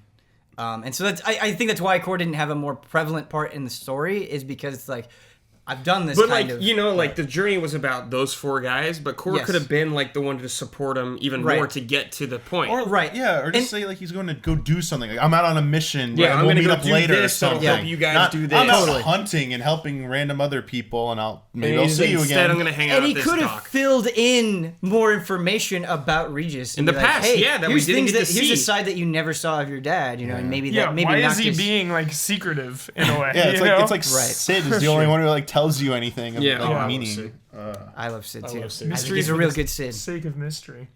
But Yeah. more core, please. Yeah. Spin-off game. Any other points that we want to talk about in the story? I can't talk about them without spoiling stuff, so I have Sure. to like hold back. I mean, we've already spoiled quite a bit. No, but like I don't want to spoil some of we these things haven't. for Okay. Mike. Okay. Well, But like there was I'm sorry, definitely Mike. there was definite moments I'm in sorry, the game I'm sorry. where I was like, this is DLC. This is gonna be Sure. this Yes. is where the DLC is. Oh yeah. Yeah. Oh boy, but like the way they nakedly make it, we're going to cover this in the DLC. Yeah, felt it's a very little- blatant. Like this Yeah, is gonna be DLC. it's- Like really important stuff happens in that stuff too. Gotta wait for the Final Fantasy 15 Complete. complete edition. Complete. Yeah. Don't say it. It's gonna be 2 years now because there's like gonna be 2 seasons of DLC and stuff. Sure. Mission 51. Oh wait, sorry. One other thing. Game made it super confusing about being able to go back to the open world at one point. Yeah, it is Because not. I obvious. did not know you it's not could. obvious. I did not know you could like. I was super confused like what they were talking about, how they explain it, but you can go back to the world and like have fun, do whatever. Yeah, I Totally. knew you could do that. I thought there would be like a consequence or something because I'm not going to spoil what it actually encompasses to go back to the open world. It's not just Yeah. like travel there. We'll say that much. And obviously I don't want to spoil anything. And like I talked with Ben a little bit before, a week or a few days ago or something about my concerns about what we talked about so far about the story, but like the later parts and no specifics. My problem was that I felt things kept popping up and happening with almost no explanation or too little explanation that was so jarring into the final stretch. And when Ben was explaining stuff to me, I was just like, that did not come across to me at all. Like what? It felt like some characters' motivations and allegiances just changed either too abruptly or there was hints, but it happened too quickly. And events happen. I'm like, did I miss? Is there a DLC chapter here that I missed or something that explains what's going on? Because I was just so lost. It made sense at the end. I'm like, okay, I get it now, but I still don't get why were there all these gaps that led me that were here. There's so many omissions, and to me, the only explanation I can come up with is maybe the last stretch of the game suffered the most from the changes over the course of development from Versus to 15, sure. that's where it hit the heart. Because you can tell that we all complained, or we all discussed the opening, like there's no escape from Niflheim or whatever. Crown City. Insomnia, thank you. I was like, Niflheim's the Empire. I was like, no, not the Empire. Crown City. wish I could have spent more time in the Empire. Yeah. Yes. Oh, okay. Yeah. But yeah, we're getting like too much. Yeah, for it felt like those were the 2 parts that probably suffered the most from the changes and stuff. So, who knows? Do you think Lightning would have shown up if it was Versus 13? No. She would have been the goddess. I was Do you think so she would have been the disappointed. goddess? No, but I mean, not that I'm opposed to that, but Oh no, the impression that I got from Versus 13 is that it was like kind of using the broader ideas of was the Falsi and Lassie stuff with the crystals, which right. I think I can tell some of that. This has nothing to do with the existing story, but there's a really good cutscene out there that talks about Arden and the Emperor discussing their motives or what's going on, and they're talking about the importance of severing the line of Lucius or whatever, and that's why they're pursuing Nox, because he has to die because they can sever this line or whatever. Bloodlines. And then they could become the ones worthy of, like, assume the Falsi or the Lassie crystal would recognize them. That, like, is completely gone and stuff. Doesn't even exist anymore. If you guys are okay with it, I kind of want to move into a broader, serious discussion real quick, sure. talking about the future. The last thing that I wanted to say to kind of wrap up my perspective on this discussion as a whole and the game as a whole, just to say it on the record, and I want to give you guys a chance to kind of do the same exact thing, is, as I think you've kind of seen from this discussion, Final Fantasy 15 is a game that is very easy to find faults in. Like, we have a lot of complaints about a lot of different areas. And just speaking for myself personally, I don't disagree with almost anything these guys said. Like, I'm like, yep, both the good and the bad. But it was one of those things where by the time I reached the end, I enjoyed being in the world so much. I really did feel a relationship between the characters, and I cared about them, and I couldn't stop playing. I wasn't like, oh, I'm frustrated, I need to put it down. It wasn't like, I was waiting 10 years for this. That wasn't what I was feeling. It was like, no, put me back on that chocobo, let me see what else I can find. And that meant a lot to me, because I remember finishing Final Fantasy 13. I don't think it's fair to judge the merits on 15 solely based on my experience with 13, but it's hard not to think of, because when I finished Final Fantasy 13, I was like, I don't want to look at this again. This is making me mad, When I finished 13, I felt nothing. Right, I felt nothing. I felt nothing. I felt something with this. And to be honest with you, I feel like, not that I'm not entertained by a lot of games, but there are a lot of times I finish a game and I'm like, okay, cool, and I kind of move on to the next thing. Like this hit me in a way, and I think that just reached a point where it soared over a lot of the complaints that I had, and I hope Final Fantasy 16 will be a more cohesive game, a more consistent game, but this Final Fantasy 15, made me hopeful in a way that I wasn't expecting. Yep. Yeah, it made me confident in the future of Final Fantasy, more like back on track. Like 14 was like a big step, like yes, they're getting it now, and 15 is like, for me, further understanding what people like about these games, and they're getting kind of back on that track. Yes. Yeah, there's definitely problems with this game we could always talk about. For a lot of stuff outweighed it for me, the problems, and I was happy with this game. Does it live up to 10 years of anticipation? No, it doesn't. I don't think like anything can. 10 years is a lot, right? But I was happy and satisfied with the end product, kind of thing. Yeah, I like that. Yeah, 15 was better than it beat my expectations. Yeah. Like, okay. I mean, yes, I have personal like grievances with mostly the story of the game, and that probably will be worked out. I mean, Final Fantasy is always going to have its certain types of stories. I think they can still be good though, and I think this one's just a special case. Doesn't matter how long it was in development. It wasn't the whole thing with the expectations. I think its development history is the reason for its story problems. Yeah, and we're probably never going to get the full truth on what happened with that. So overlooking that part of it, the rest of it was pretty good and beat my expectations. And as Brad said, like, I'm confident now that they've got this one out of the way, as long as I keep going down this path with this direction for the series, that if 16 is going to, be the successor, the next installment for the more single player driven game, it's going to be a better game probably. It's going to benefit from having done this like legwork in 15, and 16 will be a more cohesive, experience. They'll iron out some of the stuff. It'll be better, and it'll only keep improving is kind of like my hope for the series. And so I'm generally optimistic. I feel a little bummed out about some of the shortcomings of 15, but I overall feel I feel optimistic about the Final Fantasy franchise in general going forward. Yeah. Yes. Yeah, there gets to a point when a game gets delayed for so long that, it's like a roller coaster. Expectations are going up, up, up, up, up. Yeah. As the years start going by and the delays start rolling in, expectations naturally go down, down, down, down, down. Yep. So this game has exceeded my expectations. Again, I have not finished it yet. But the 30 or so hours that I've put into this game, I have had so much fun. And haven't hit the emotional payoffs. Those are always the things that stay with me in video games. Like I think of The Witcher, just so many emotional moments that I always will remember in like the future. But I've had like these awesome adventure moments. Like I don't think I will ever forget the early moment with the giant bird that you need to sneak past and it wakes up. That was one of the most that probably of the year is the most memorable visual frame in a game that's happened all year. Hey, that Huber, moment.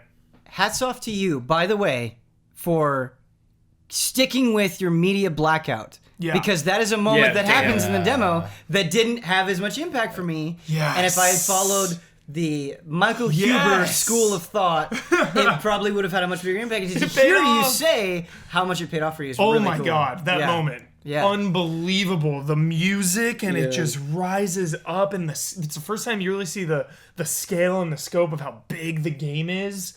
It's awesome. Like the Behemoth one where it kind of walks by and he's like, what's going on in this log? And that one was like, Was you talking about Deadeye? Deadeye. Was your map like all misty and stuff when you did Super that? foggy. Yeah, It looks so much better than the Dusky part. Yeah. Like just want to say, Dusky Zone looks so much better in the final version, and that part looks. I know we'd seen it so much, but it looks so good this time around. I was like, thank you. Especially like I sneaking just need to around say and stuff. the Griffin part happened in like a E3 thing that I Yeah. Oh, okay. I see. And It was I think we saw it at like that so early thing as well. Yeah. Because right? you Yeah. have to sneak past it and then It back. was intense the first And I was time. like, Yeah. It's cool.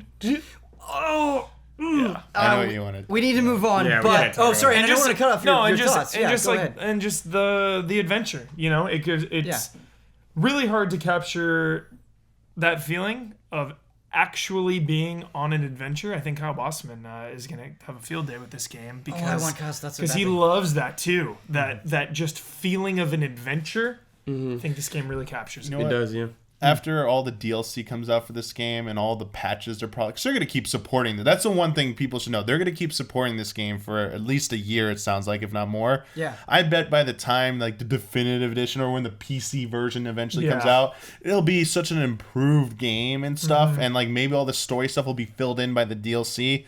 Like I'm kind of excited to see that point. Right. It's gonna make me wonder, like, man, if only they had it at the beginning. But Yeah. I bet you in a year come back, some of us are gonna be like, man, like as a whole experience, like 15 was amazing. Yeah. Yeah. Betting right now, boom, 15 complete. lock it in, 15 complete. Yeah, The like la- on Sorry, some just lastly, like in some ways, this game is this game could have been perfect, Right. In a way, Right. You know, it's just unfortunate that it went through so many behind the scenes problems. You know, it's a fan of pain situation. Honestly, It's weird because I honestly think, like what you're saying, I totally get that perspective. I think that's perspective spot on. Like you see it and you're like, oh, Yeah. it could there. be this. But then you can also take the other's perspective and you're like, oh, wait, I really like what's there too. Yeah, of and course. it's that kind of back and forth. Yeah, it's a hard I game think to it's pin a down. miracle this game turned out too. as good as it did. Yeah, and absolutely. and I find myself wrestling with that thought. It's like, is it fair to give the game so much slack and so much benefit of the doubt? No. After they've delayed it for 10 years? Is it's it not. irrational No, it's that not. I'm so forgiving to it? No, even it's though not. they've made us wait 10 years? Yeah, it's a But it's like, I feel like it's okay because, like, as a gamer, as a consumer, it's like can you only imagine what it was like working on this game for this long? I can't even imagine that stress and that feeling and all that. And it's like, shit happens. You Yeah. know, Oh, game yeah. development is Yeah. hard. Development, It's yeah. like, you got this game out and it works. And Absolutely. and it's great. And that is a triumph in my eyes. Absolutely. I totally want to speak to that really quickly. And, like as a critic, as a reviewer, as people who like want to give you good advice on what's worth your time and what isn't, obviously we can't be like, well, they tried really hard, so this one gets a free pass. course. You can't do that. Of course. But I don't think there's any harm in saying like, I swear to you guys, and Damiani can speak to this, when we saw this game at E3 and things that I had heard after that, it was like, this is unplayable. This is in such a state of disarray. And, Tabata and his team, the amount of effort that they put in to get it done, I just respect that. Yeah. I have a level of respect there that, like, absolutely there are things to criticize, and I think you can totally walk away from 15 feeling bummed out or angry even. But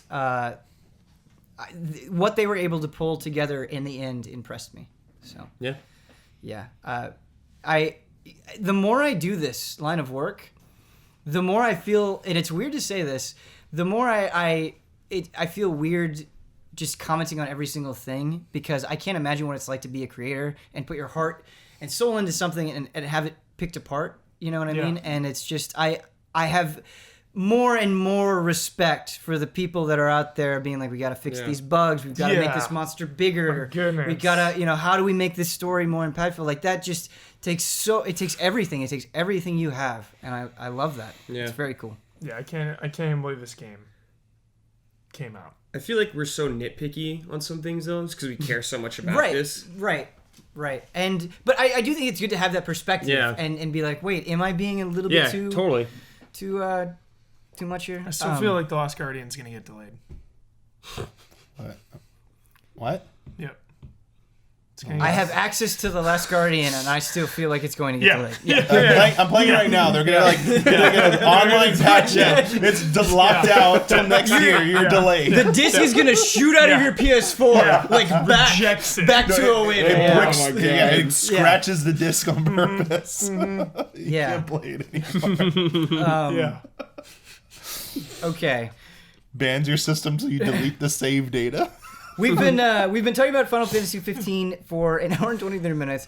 I'm sure some of you hate that, but that's how it goes sometimes. I could go longer. It's a big moment. Yeah. The last thing I want to talk about, and we don't have to drone on about this, but I think it's important, is Final Fantasy 15. I think, regardless of how you feel about it, is a game that is just like we've got this new direction, we're going after it. And to me, that is perhaps the most important thing about Final Fantasy is not just resting on a battle system, not just resting on a style or a cast of characters, to constantly mix it up. And that leads to the question of, what do you want out of Final Fantasy 16? How many things do you want from 15? Or how many new things do you want? What are there? Like, where do you want this series to go if it was up to you? Fantasy. Medieval. Why? Oh, you mean? It's been so long. They've had so much science fiction. 10, 10-2, 12, 13, 13-2, 13-3, 15. Bring it back. How back do you want us to go? Because, I mean, if you look at something like 9. Okay, like 9. that's... Yeah, I want that's, 9 style. Okay. Classic, back to its roots. I think this went so modern, like... Cup noodles. And I've been trying to compare it to, like, I see a PS3 game in here. You know what I mean? I see it. It's like, wow, I could see... I see this coming out, a natural progression after 13. 13, the whole Pulse thing. I was like, okay, they knew, like, this is just a huge grand Pulse now. They doubled down on open world and questing, because that wasn't a lot in 13. 13 was so linear. But this game still has that linear... tell you a story like 13 style. I would like if they just went fully back to classic style. Bring it back. You're speaking to my soul. Yeah, It's pretty good. I would say turn-based, but I know that's not a popular. I mean, it's possible. I know it's not a popular opinion. Whatever, say whatever you want. I would love turn-based, but at the same time, Dragon Quest XI is gonna like really, really scratch my turn-based fantasy itch. Yeah. So maybe I kind of enjoy Final Fantasy being in the future and stuff, because it's like best of both worlds, you know? Like if Final Fantasy 16 came out and it was a turn-based fantasy game just after we get Dragon Quest XI, that's a little, like, the overlap is kind of weird. There's something I need to say, and you're hitting it on the money, is I see so many people like, go back to the old style, you know, go back to the grids, go back to the ATV. There are so many turn-based JRPGs out right now. Go play Legend of Heroes. Go do it. Go just Tokyo Mirage Sessions, another great one with a very interesting battle system. Persona 5 is coming out. That's going to be turn-based. Yep. I get it. I get that you love Final Fantasy. I get that you're attached to a certain style of Final Fantasy, and there's nothing wrong with that. And if you still feel that way by the end of the day, I totally respect it. All I ask is that you keep an open mind and try to give as many things as you can a chance, because maybe it'll fill that hole. I just love turn-based. Yeah, I do too. I feel like every battle is meaningful. You have to think. Like, there's so many times in this game where I'm just on autopilot. Sure. And I feel like even if you're so high level in a turn-based game and you can just attack your way through, there are some times when a lot of times when you do need to think, you do need to plan ahead. I agree and disagree. So let me bring something up. In a lot of old Final Fantasy games, I feel like you can just cruise your way through a lot of battles. Pokemon style? Pokemon style. Yeah, Pokemon style. But it's like about the battles. Like even in the battles in 15 later on, I was thinking more instead of just you know what you're at. You're at like a point where you're not dealing with anything like that. There will be points where you have to actually think more. I mean, by the time you reach chapter 6, you might be level 99. Yeah, so you're ridiculously high level right now. Yeah. Yeah. So, Damiani. open world. I want them to try and incorporate job systems a little bit more into it. Good job systems. Not just like, here's white mage, you're a white mage. I want them to go back maybe to either the 5 system or a system where it is an adaptive system where you can get skills from a certain job, apply them to them, and then try out. So you're not locked to one job essentially. Like but tactics or something? But I want your party members to be able to switch into different roles essentially and try working that into the system a little bit more. And expanding upon skills, basically having more skills, having more abilities. This one was a little bit more weapon and gear driven. Like there was the magic, there was like the link system, or whatever.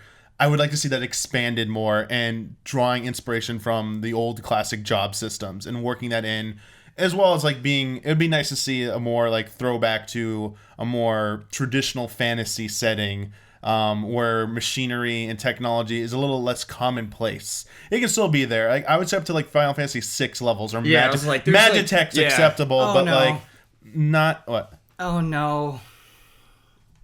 Uh-oh. Oh no, what? I'm sorry. I want as soon as I say what happened, you can finish your thought. I apologize, but Go ahead. did it. You put us right back into the frame trap. You said the forbidden word, Magitech. I knew it was Magitech. Fuck. We're caught. We're caught. We have to break free. We're caught. And the only way that we can break free from this frame trap, the demons of this realm have given me a list of questions. Okay. Multiple choice questions, 5. They all relate to the Final Fantasy series. Thanks a lot, Damiani. Thanks a lot, I didn't get to talk Damiani. about what I wanted to see in the next one. Sorry, we'll come back. I promise. I'm sorry. And whoever gets the most points by the end of this has the honor of breaking us out of this Magitech-induced frame trap. I don't know what the hell's go, going Huber. on, but... All right, so I'm going to ask you a question. It's going to be multiple choice. There are 3 choices. You have to pick one. It's very important for some of these that you don't speak out of turn. So I'm going to go in an order. Oh, okay. Okay. All right, so let me just write your names down real quick. Huber. I feel like I'm on a Bossman podcast right now. Damiani. This is a very Bossman thing. That is true. Yeah. Oh, do you hear that? It's a yeah. frame trap. Yeah. No, it is very... Oh, that makes me feel way less good about this. But it's true. All right. I just wanted to ask some Final Fantasy questions. Yeah, but Bossman doesn't talk about Final Fantasy 15 for 90 minutes. That's right. True. That's right, Bossman. No, but I like yours because it's like RP with being caught in the frame trap. We got to get out. Yeah. Context. Yeah. Show him I Bossman just, how context I like works. the idea of having something that could happen at any moment, you know. We might do this at the beginning of the show. We might do it at the end. Just keep you guys on your toes a little bit. See how much you guys really know about Final Fantasy. Oh, my God. You don't know anything. Question 1. Again, no reaction until it's your turn. First Final Fantasy game with Sid. Option A, Final Fantasy 1. Option B, Final Fantasy 2. True 2, not 4. Oh, okay. Okay? Final Fantasy 3. So 1, 2, or 3. Bradley Ellis. 3? Okay? Michael Huber. 2. Okay, Damiani. B, 2. 2. Okay. Damn. Huber and Damiani are correct. 1 point apiece. I haven't played 2. It's all right. It's all right. The frame trap picks the questions, man. All right.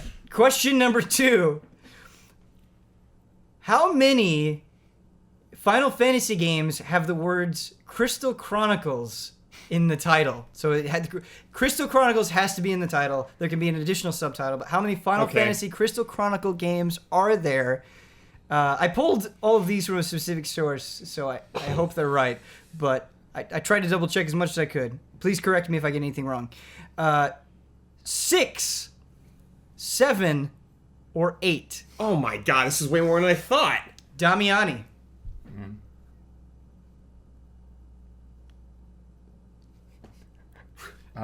Which option was 7? 7 was B. B. Okay. Huber. B. Okay. Only because Damiani said B. Damn. I'm going to go with 6 then. According to my research, and we can talk this out, and please let me know how you're doing at home. I want to know your own personal scores. I just like quizzes. There are 6 games bearing the Final Fantasy crystals. Dude, I only thought there was 3. There's the original one, there's Echoes of Time, there's Crystal Bears, there's the Rings of Fate. Yep. There's My Life is My Dark Life Lord. is Dark Lord. But there were 2 of those though. Right. That's 6, and then there was a mobile one. I thought.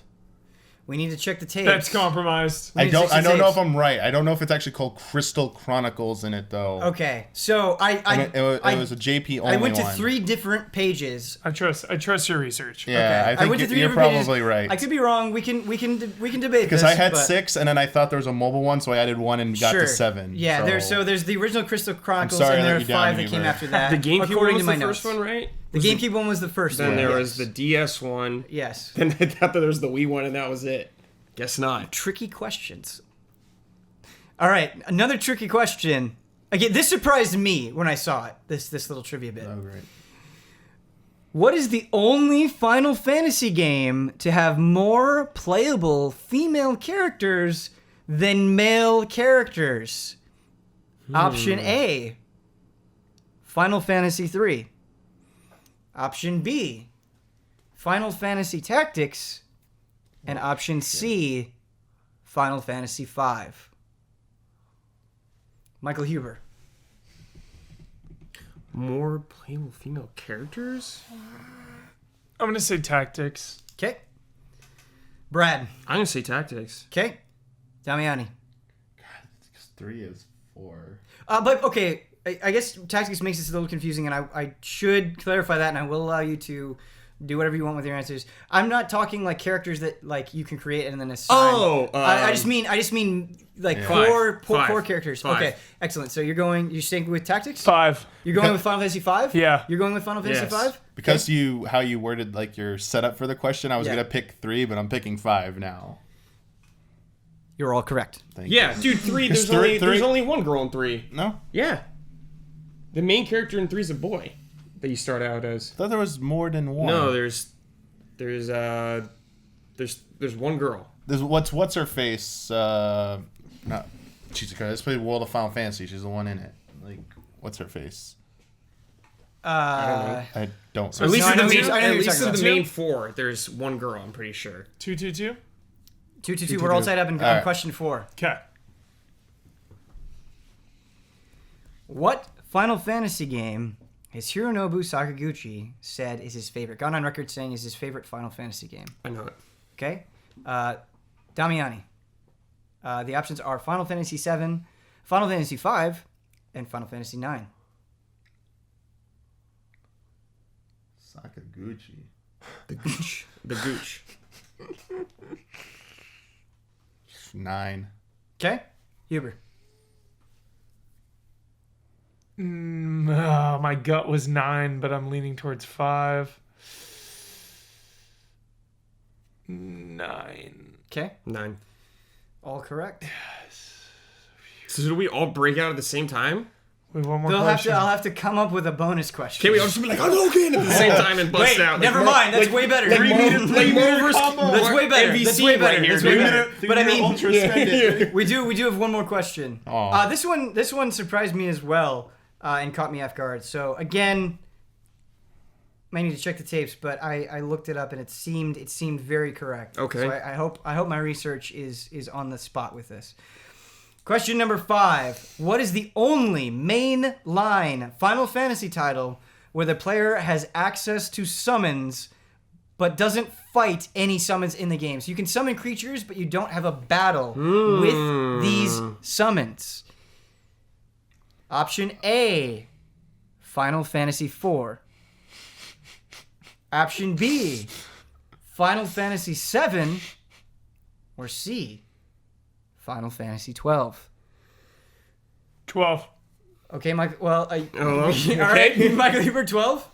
All right, Damiani.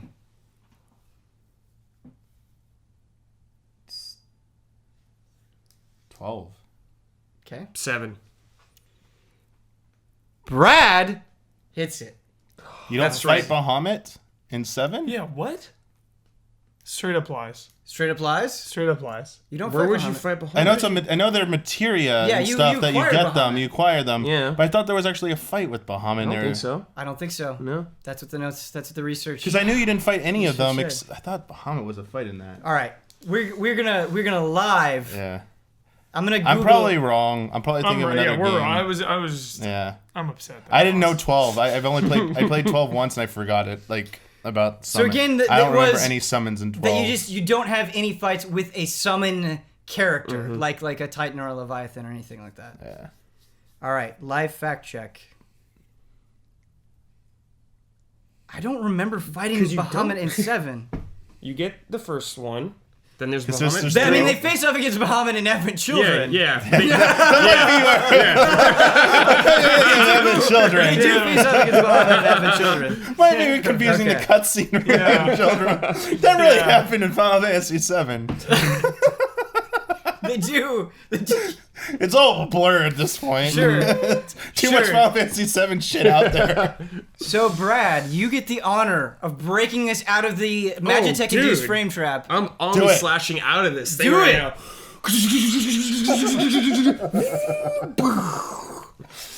Thank you. Nice. So I'm sorry on the lack of confidence in some of the questions. Again, if you notice any errors, let us know. Again, guys, this is just a fun thing. As I well. am the Final We Fantasy. like I trolling. hope you had a good time with Caught in a Frame Trap. I wanted to pick questions That's that fun. were, Yeah, I were like- tricky. I like that. So, yeah, we'll do that again. Do Caught in a Frame Trap again. All right, so going back into the Final Fantasy conversation, I know Brad, you said you had some things that you want to say, Damiani. You had some things that you wanted to say before we move on. Oh yeah, I was in the middle of saying job system stuff. Going back to more traditional fantasy setting with the frame trap, where it is like the limit of the technological existence in that world. And now I forgot what the last thing I was gonna say. Just probably something about like the story being like a little bit better and something like that. I don't know, like just something a little bit more traditional, I guess. Sure, yeah. Traditional. That's the best way to say it. Don't worry. It's the best. Like the word association. Traditional Final Fantasy. Yeah. So I was thinking maybe that would be an avenue that they could explore in sort of like a Revelations 2 sort of thing, where maybe for the big main entry, it is pretty radically different than what's come before, but then you have these other smaller games that can still tell incredible stories that kind of appease that hole. You know what would be so cool? Appease that hole. Final Fantasy 1 remake. Hubert. Hubert. Yeah. 15 is kind of... Final Fantasy 1 has been remade many Yeah. times. Like a no, but like I think you're talking about like a 3D remake. No, I'm 'Cause talking- it got redone with like modern like sprite Yeah. work and stuff years ago. No. But you're talking about like a 15 style remake. 15 like yeah. from the ground up, huge. Final Fantasy 1. Oh, Oh, boy. well, there's not much Let's there. try to survive the Yeah. 7 remake Yeah, first. That's true. Yeah. Yeah, but no, I agree. I think it's a good idea. I'm not trying to no, put that I'm down. just thinking Yeah. the like. Yeah. I want that classic like black mage, white mage, Right. warrior. That's I- 9. Yeah. Well, yeah. kind of, but there's no jobs in 9. Yeah, but you But you have they characters have them that- that are that they are that. Yeah, that's You want to drop that meteor spell. Yeah. Yeah. Fire. So Final Fantasy to me is You say it like me. Good. kind of like a ever evolving thing, and it is not one thing specific to me. So I'm always willing them to try new things. Like I love all the classic stuff. Like I love turn-based battles, but I'm always okay with them trying something completely new and different every time. To me, Final Fantasy 15 is like, or I'm sorry, Final Fantasy in general is just like them trying new ideas and new stories and new worlds they want to talk about. yes. But things I feel like they all need is an open world. From here on out. Yes, they all need to have an open world that you can explore, where you're not going through corridors like Final Fantasy 13. Like you need like a sense of exploration and being like on an adventure somewhat.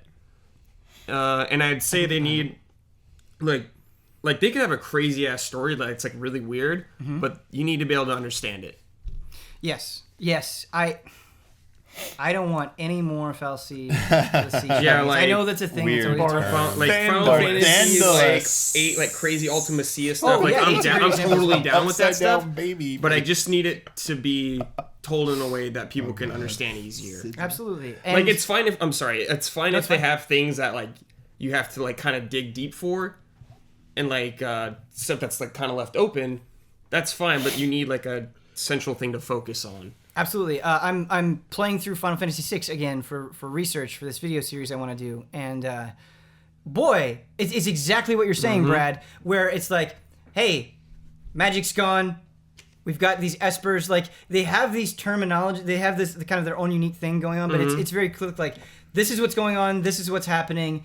The terms are very easily defined. They're not too much, and it's like, okay, now it's time to focus on the characters. Here's Locke interacting with Tara and Edgar and all that stuff. It's just it's amazing how simple it is and how much more engaging it is as a result. Yeah. Totally. Yes. I actually remembered the last thing I wanted. Yes, please. So it wasn't just like story. I would like to see more dungeons. Classic like dungeon. Well, what they did in 15. Yeah. Like I'd like to see more of those. Like, and maybe push themselves a little bit more to, they had the whole platforming one. Maybe incorporate a little bit of that into the actual combat stuff and more puzzles. Like, they've shown that they could probably do it. Like, they could probably make pretty good dungeons. They don't need to go overboard, but they could definitely have made a few more required. I want Lightning to return. Again. If that's the name of the game, Lightning returns again.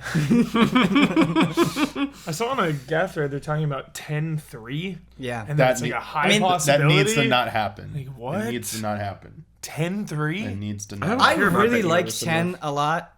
I don't want a 10-3. Like, let's move on. Do you know what the premise is going to be? Don't. Yeah. Go read the thing about like the novel or something. We talked about this. I really don't want to talk about kicking the blood swallow. No. Oh man, it's so It's absurd. It's absurd. That's a perfect way to say it. Okay, I think we're finally ready to move on. Please. To a new talking point.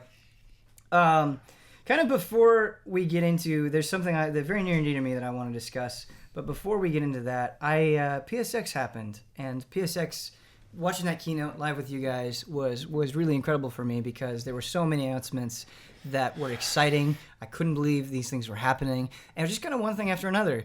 Hey, you're getting Yakuza Kiwami and Yakuza 6. Whoa, thanks. Yeah. You're getting 0, Kiwami, and 6. What world are we? What world are we in? Like, what is happening? We were once in a timeline where we were ignored. Yeah. And now suddenly it feels like Cosmo's raining from the skies. It's a totally different thing. After Yakuza 4 came out, there was a 2-year period where I was like, this sucks, man. Yeah. I'm never going to get to see how his story ends. No one understands. Now it's like, here's too much. Right. Yeah. And, just them even just show, I mean, I'm Ben Moore. I'm gonna notice a lot of the anime games, I guess. But like Danganronpa V3 on that stage. Yeah, how cool is that? It was really cool. Last of Us 2 and Uncharted. Damn. Whoa. Damn, yeah. And like I feel like people forget about some of the smaller stuff, but bringing Wipeout back, that's pretty sick. Yeah. Bringing Parappa the Rapper and Patapon, Loco, like yeah. woefully underappreciated series. Parappa maybe a little less so, but yeah. Super cool. Like, I can't wait to play Parappa on the Ni no PS4. Kuni 2. Ni no Kuni 2. You want to talk about RPG goodness? Was that trailer where you're not just immediately like, yes, of course. Yes, of course. This is going to be great. Of course. Yeah, but beyond that, we can talk about the announcements a little bit if you want. We are doing a bigger, more involved PSX kind of reaction thing where we'll get into everything. But I just want to know if there were one or two things that either you played or saw that really left an impression on you and that you want to discuss here. That I played? Something there, like on the floor? It can be something you saw, an interaction you had, just one takeaway from PSX that you want to share on Frame Trap. The meet and greet, does that count? That was sure, amazing. let's talk about the meet and greet. That was like my Damn, favorite that thing trumps ever. everything, man. That was the best. Yeah. Yeah, we all talked about how we expected, 40 AU to show up, and it turned into 150 at least. And I think I just enjoyed seeing all the allies interact with everyone. Like, everyone was interacting with everyone, Like, fans with fans, fans with us. It just felt like a family, and it felt so good, and it was motivating. Everyone that I talked to, everyone, and I mean this, was just so gracious and polite and enthusiastic and happy to be there. And I thought to myself, like, this is the community Easy has cultivated. Like, this is a place where it's good vibes, and it like people can come together and love something. In this case, video games or tabletop or Fiasco or whatever it is. It doesn't matter. Or each other. It's just I was so happy. that there was so many people. Yeah. That kind of all united under this like crazy banner of love and respect. Yeah, you know? it was crazy. It's really cool. Like talking to people that came from like Norway. Yeah. Sweden. I was like, what? Vikings. Yeah. Two gentlemen from Norway came up and they're like, "We're real Vikings." And I was like, "Yeah!" It was awesome. It was awesome. It was awesome.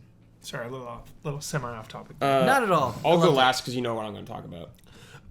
Well, I think you and I might be talking about the same thing. Yes, we are. Okay. We already are.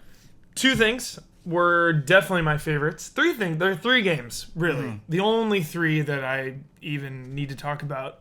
The first one being Windjammers. With You was one of the highlights, hands down. Benmore and I in the back got a best of 3 series Windjammers. Yes. I think you took me at the end there, but I hadn't played before though. it was so much fun. I cannot even stress how fun that game is and how tactical and how it's just mind games. Yeah. It's just, it reminds me of chess or something in a weird way. And it's just, you need to be thinking a move or two ahead, and you need to have super quick reaction times. So it's kind of the best of both worlds. I love it. Dude, the feeling when you play Windjammers with Huber for a bit and he doesn't even say it was fun at all, bring it up, dude, feels bad, man. Feels We might do, yeah. Friendships crumbling Feels on. bad, man. Because we were playing friendly. Ben Moore, like, we were trying to beat each other. Full tryhard mode. Yeah. You had a totally different interpretation of this event. I was just laughing and smiling all the time. I'm taking you. I was just like, I'm happy to be I was in here. it for the blood and glory. Okay, I guess that makes sense because like after every time he scored, he would turn to me and go, "Mind games," and then like get right back into the action.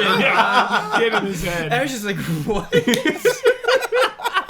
So good.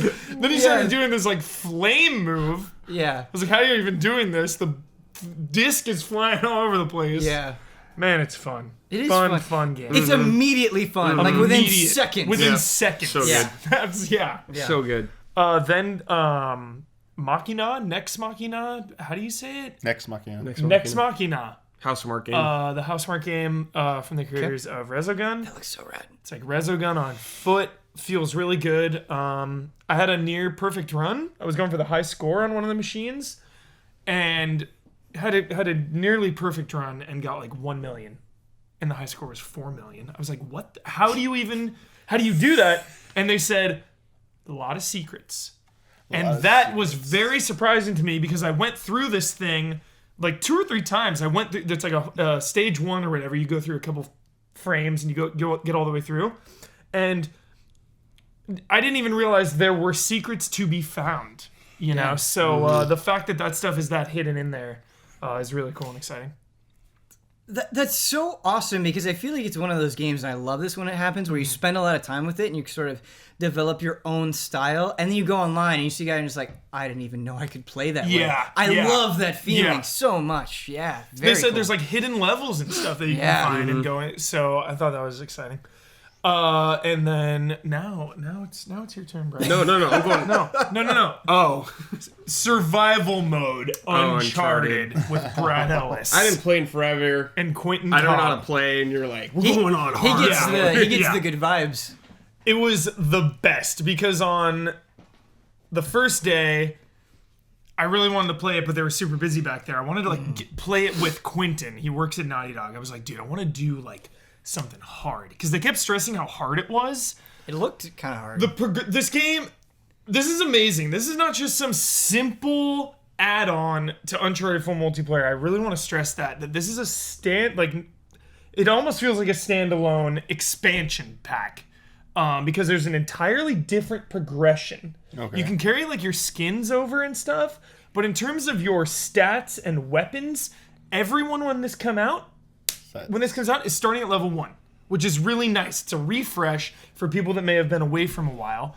He said his biggest inspiration when designing this was Destiny. Oh, cool. That like loot and trying to get through something. Yeah. So it's 50 waves.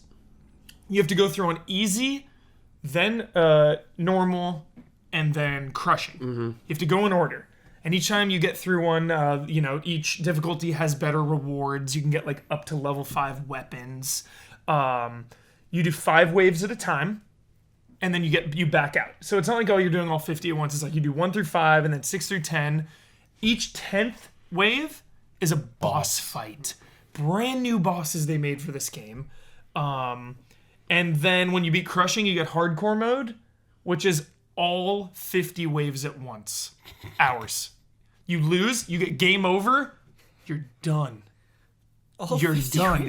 All 50 waves at once, and if you get game over, you're done. I love that idea. And like ranked multiplayer, they give away some really awesome awards or like cosmetic stuff that you can only get if you are there and if you beat it, which is really cool and rewarding. So yeah, Brad and I said, I want to do like something hard. I want to do Crushing. Yeah. And he was like, no, too intense. Because I'm at PSX having a good time, dude. I wanted to try like the hardest because dude, Crushing is insane. But we did hard. We did the middle of hard, like 25 through 30, and it was so intense. We struggled to get through it. We did get through it, but it was really hard, especially the boss. We were like kiting it around, fighting for our lives. Like by the time it ended and we beat it, like I was sweating. They're like dripping from my face. Can I tell you a great moment that you and I shared at PSX that you just reminded me of? Is we go to check out Wipeout, and Huber puts the controller in his hand, and you can go through the menus and pick like course and AI difficulty and all of this stuff. And the option was like I think like normal or skilled, and Huber just flipping everything immediately on hard, going, "I'm skilled." Yeah, I'm skilled. That's what he said. I'm skilled. Just like I said we're skilled. I was like, we're okay, skilled. We're skilled. We're sure. skilled. And he does the first race, spends the entire time running into this wall, running into that wall, running that wall. It was like Rainbow Road style, where yeah, there's like no barrier. So Jacob falling off. Like Thing is exploding. like pretty quiet throughout the whole race. Gets like halfway through. My skill is back. So hard. Super challenging game. Yeah. Is Wipeout. I want to see some professionals on that thing. We're skilled. Yeah, we got We need to this. scale that back. Sorry, I had to share that. No, yeah.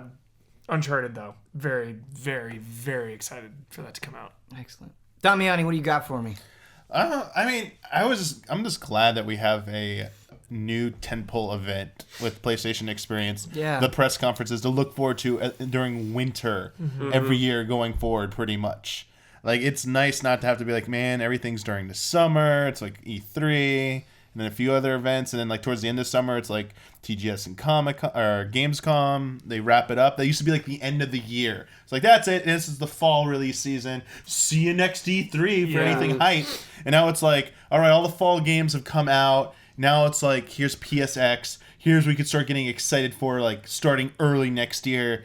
It's nice to have something like that. And that's what's really exciting too, is at PSX when it's over and you want all these games that aren't out yet in the future, you look to your backlog of all the games that just came out. So it's like, okay, I still got this to play, I got this to play.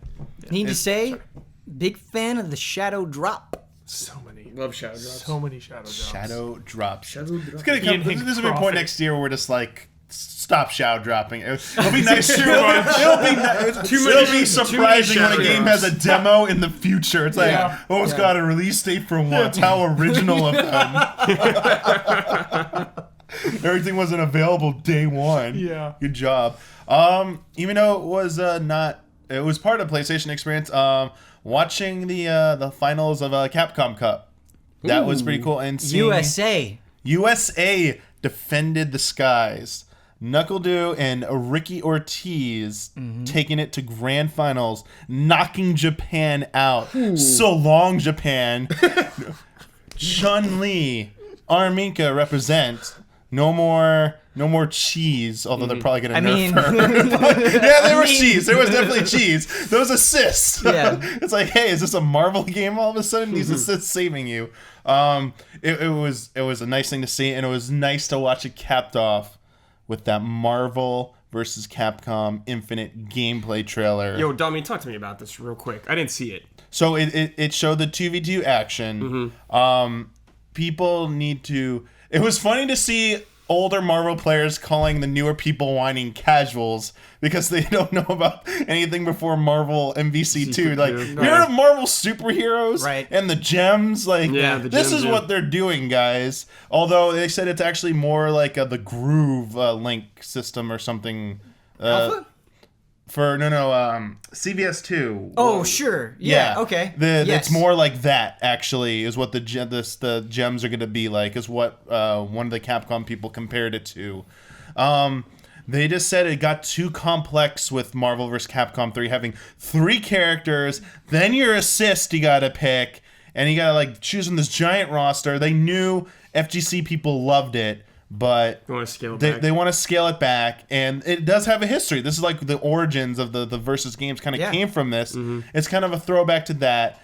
Although some people, it's interesting, some people debate that this is why they didn't call it 4, because it's not the real 4th one. It's just some like half step before we get the X-Men back and get the true Marvel 4. I was like, oh. Sometimes I hate I don't know. They just need to be grateful, because there was one point, like you were saying, like with the Yakuza, there was a point where I didn't think there was going to be a story. Yeah. There was a part like a year or two ago, as recently as earlier this year, like you were never going to see Marvel vs. Capcom again. It's probably a realistic thing that you're never seeing this license renewed. Yeah. You are done. Ultimate Marvel 3 was the end of it. And now you have a future where not only is there a new game coming out, you got the shadow drop of the PS4 version, still a straight port. It's missing the Magneto outfit, because I guess the Spanish monarchy complains to Marvel every time they release that outfit. The Spanish monarchy. they call up on speed dial Marvel. What? It's like, why did you release that Magneto outfit again? God. It's offensive to us, so you got to take it out. Jeez, I don't want to. So it wasn't a licensing thing. It's just they want to avoid that. I respect that. But it opens up the door. That they made that change. It opens the door to they might patch Marvel 3 before Infinite comes out, which has been one of the things they've been asking for. There's hope for this. If it does well, there could be more.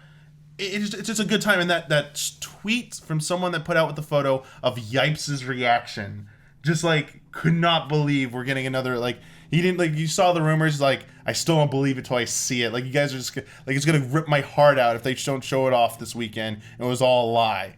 And it's happening. Despite my complaints with how it looks, the trailer or whatever, who cares? Like, we'll see how it plays when it comes out. There's hope for the future. It's a really hard sell for me with no X-Men. That is like, if the X-Men are not in this game, like, I'm gonna give it a chance. I'm gonna play it, but I just won't be excited.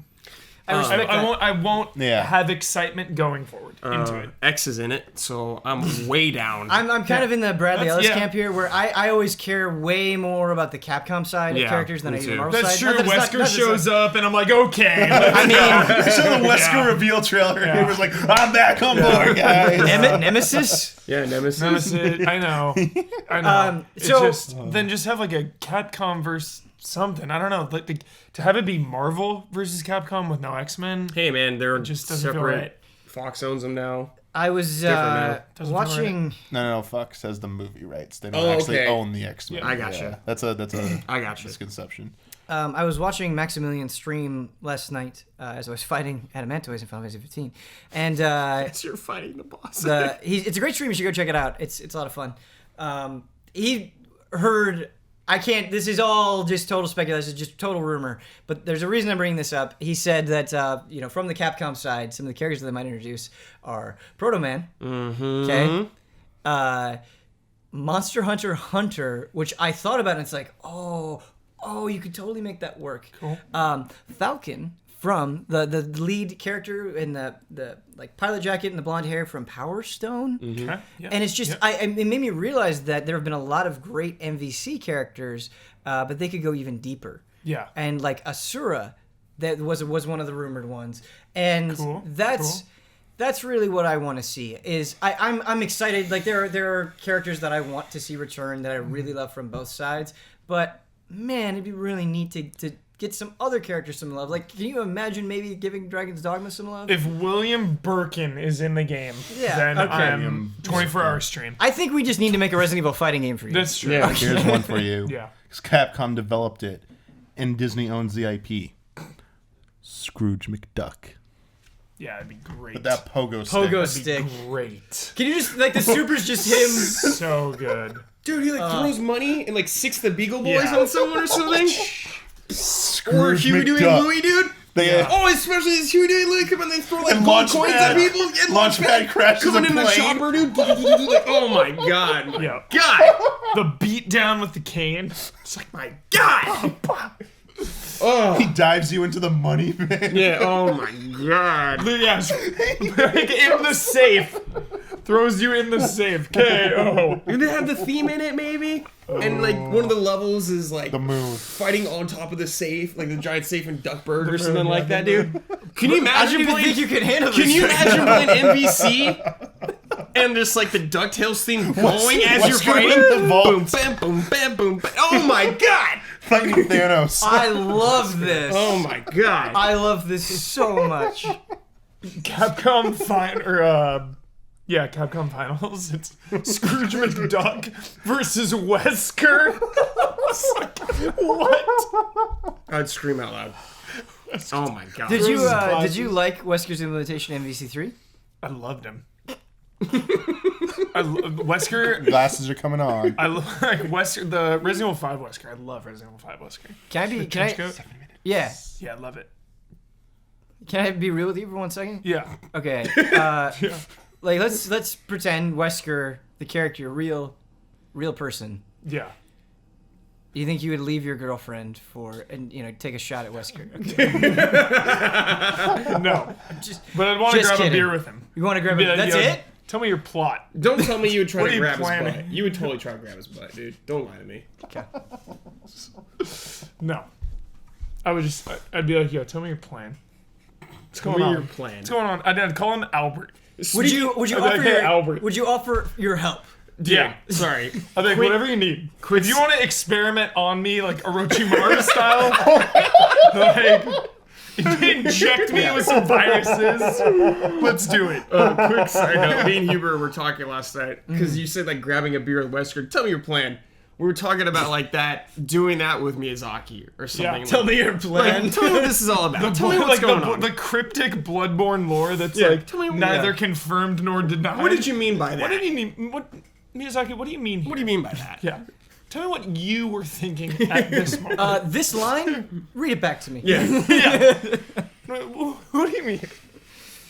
Are we ready to move on? No, he didn't go yet. Did you? Oh yeah, he went.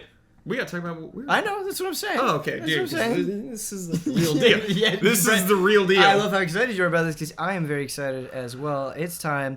I couldn't save this for our PSX stream. Brad couldn't save it either. Hold on, I'm gonna bring up one thing before we get into the Please, juicy bit. please. One game, Dino Frontier.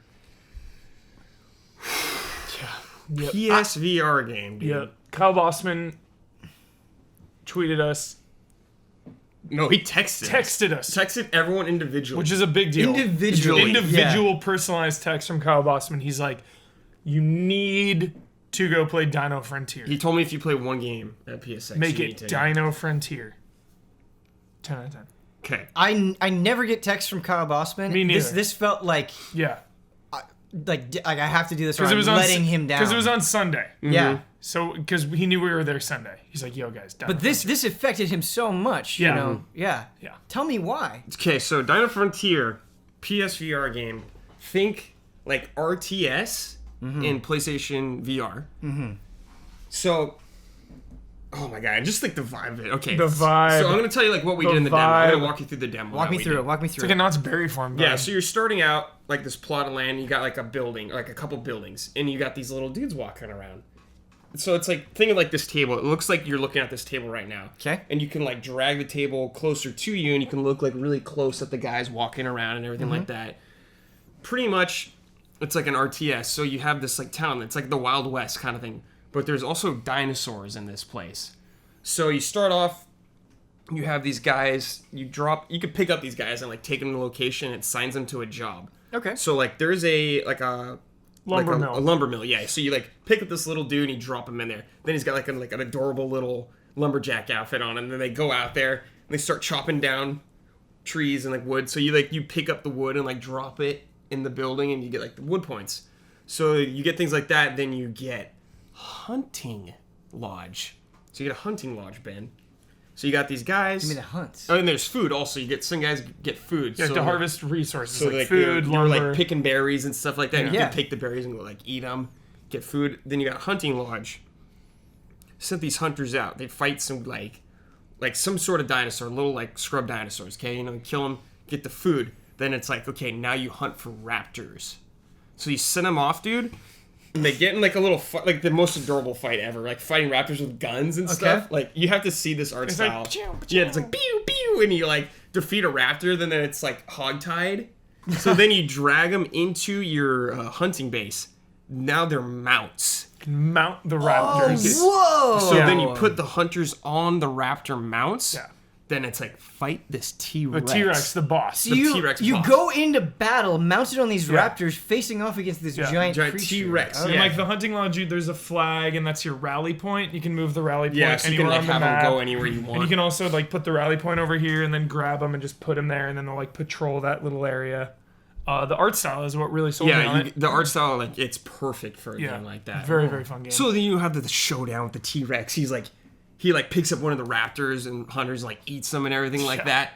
Then you finally defeat the T-Rex, and at the end, it's the T-Rex at your camp, like chained up, like he's yours now. yeah, captured. Can you ride the T-Rex? We don't know. The That demo was the ended. end of the demo. Yeah, Okay. I was like, dude, I asked the guy, I'm like, when's this coming out? yeah. When is When is this coming out? When? Yeah. When's this when? coming out? And he's like, oh, next year. I was like, I will buy a PSVR for this game. Yeah, it's amazing. Wow. Yeah, I was like, this is what I've been waiting for, dude. This is a killer app for me. Yeah, this game. I don't know if we've had that impression with any of the No, PSVR stuff yet. I haven't. Yeah. I was like, I would buy PSVR. You can like pick up your people too and like dangle them over the T-Rex, and he's like trying to like grab him and stuff. You can like throw him at the sign. like I know this is a really cheap word to use, but it's just charming, man. Yeah, it's so just interactive, which is exactly charming, what yeah. you want when you're in VR. You Yeah. want to play with stuff. And it you know? makes sense that Kyle Bossman would love this game Yeah, so cool. much. This is a Kyle game. This is like take a knee game.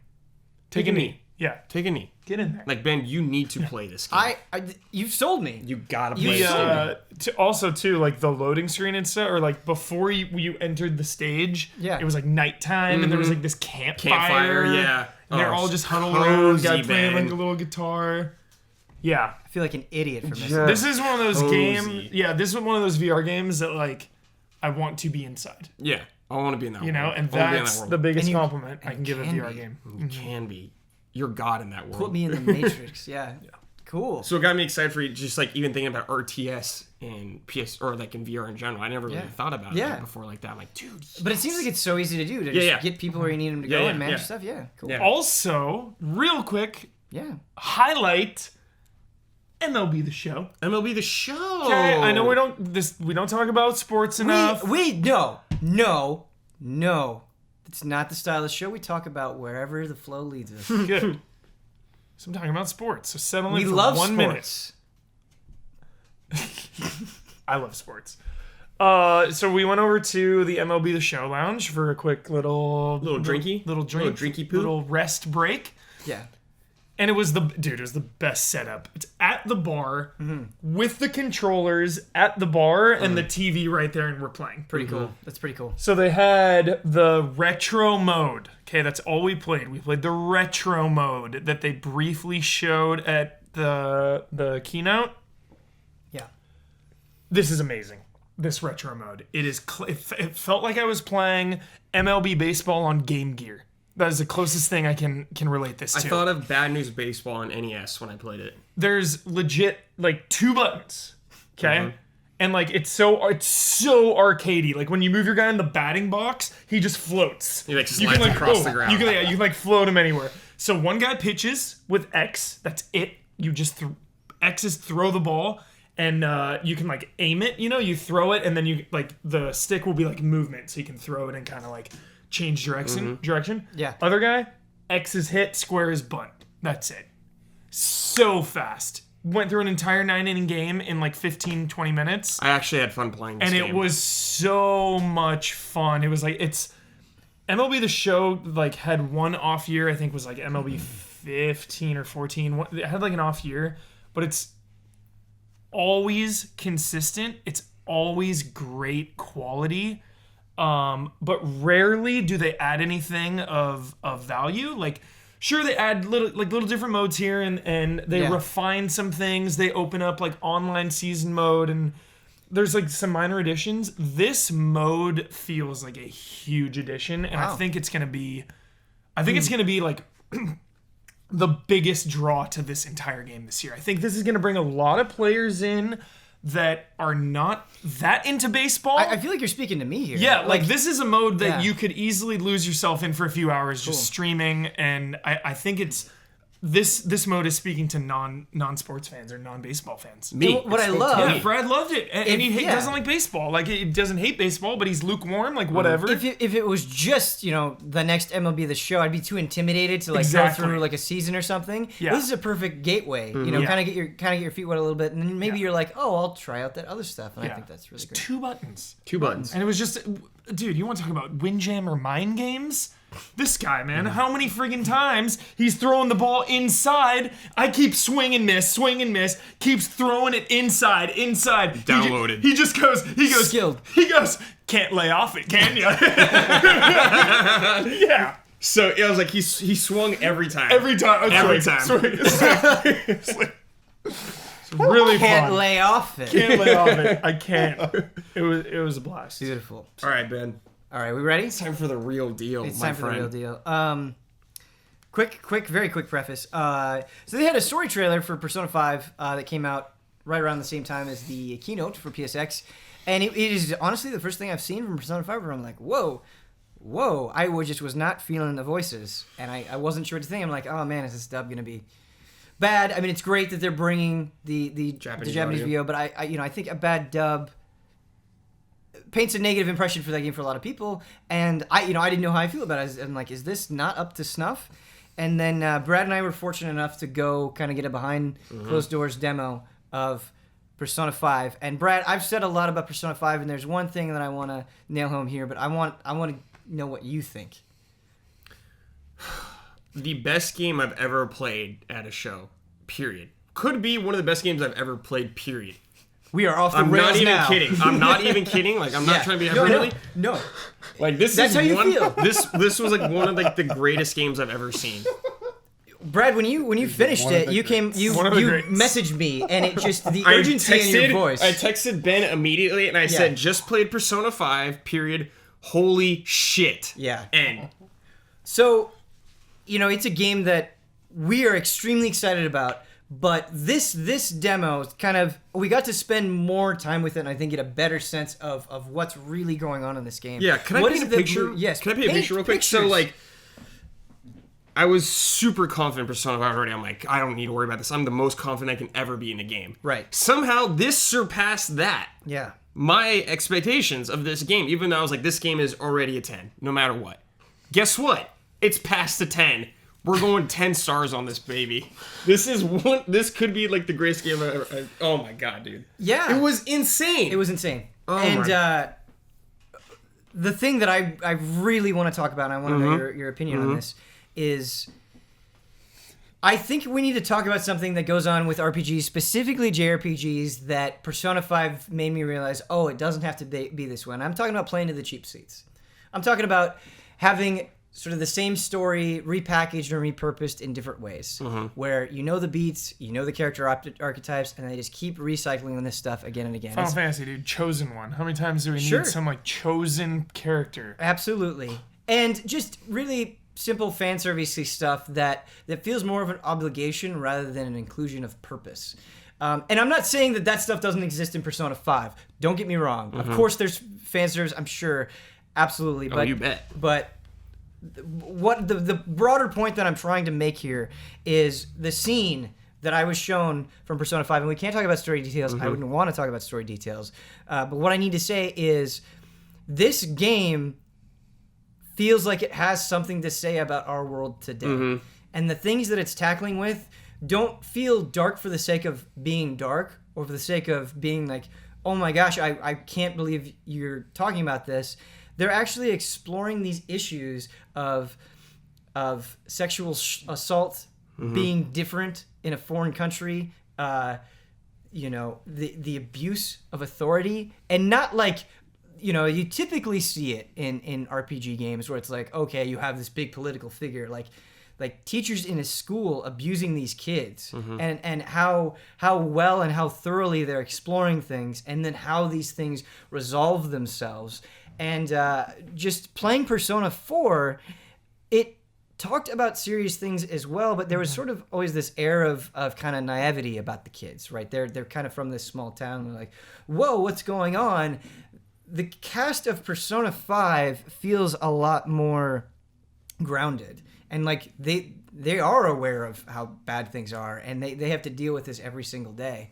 And I just, in the 30 minutes or so that I saw kind of going over these major story beats, I was blown away at the quality of storytelling and how it made me feel like just so happy that this isn't just another Japanese role-playing game where like, okay, I'll go through this, get the platinum, level up my guys. Like, I'm thinking about my own life. Yeah, I think the key to this demo was tone. Tone, the entire thing of tone. Like, yeah. I was talking to John about it, and he was talking about Persona 4. He's like, hey, it kind of feels like Scooby-Doo kind of almost at some moments. Mm-hmm.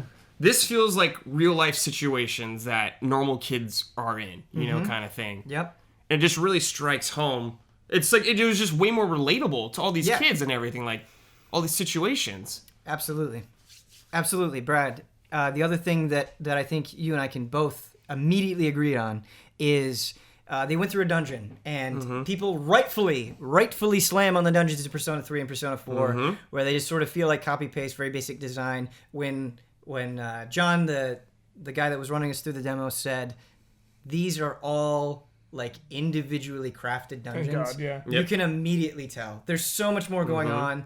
There's so much more interesting to walk through. They look so much better and distinct. Awesome. And each, from my understanding, again, limited experience, each of these dungeons is like, you know, you're tackling different themes in the story, and they're all based around that theme in a way like that Force is style.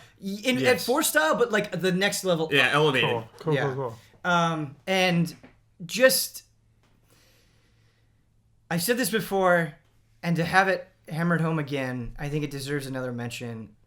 Every single little minute thing in this game feels like the attention to detail and just everything pops and has a flair. Like when you transition into battle, the effect that happens, when you win and the way it animates, or when you talk to somebody and like the text box moves. It's just, everything is so grabbing. They don't be like, okay, well, we can just do what other people have done here. Like all of it has a style, and everything it does in that game adheres to that style. And as a result, I think it is more immersive because they don't rest on their laurels, and they make even the simplest interactions like kind of exciting based on how they present them. Everything felt appropriate too for that world. Nothing felt like out of left field. Like especially like the design choices. Everything felt, it was perfect. It was perfect how it was executed.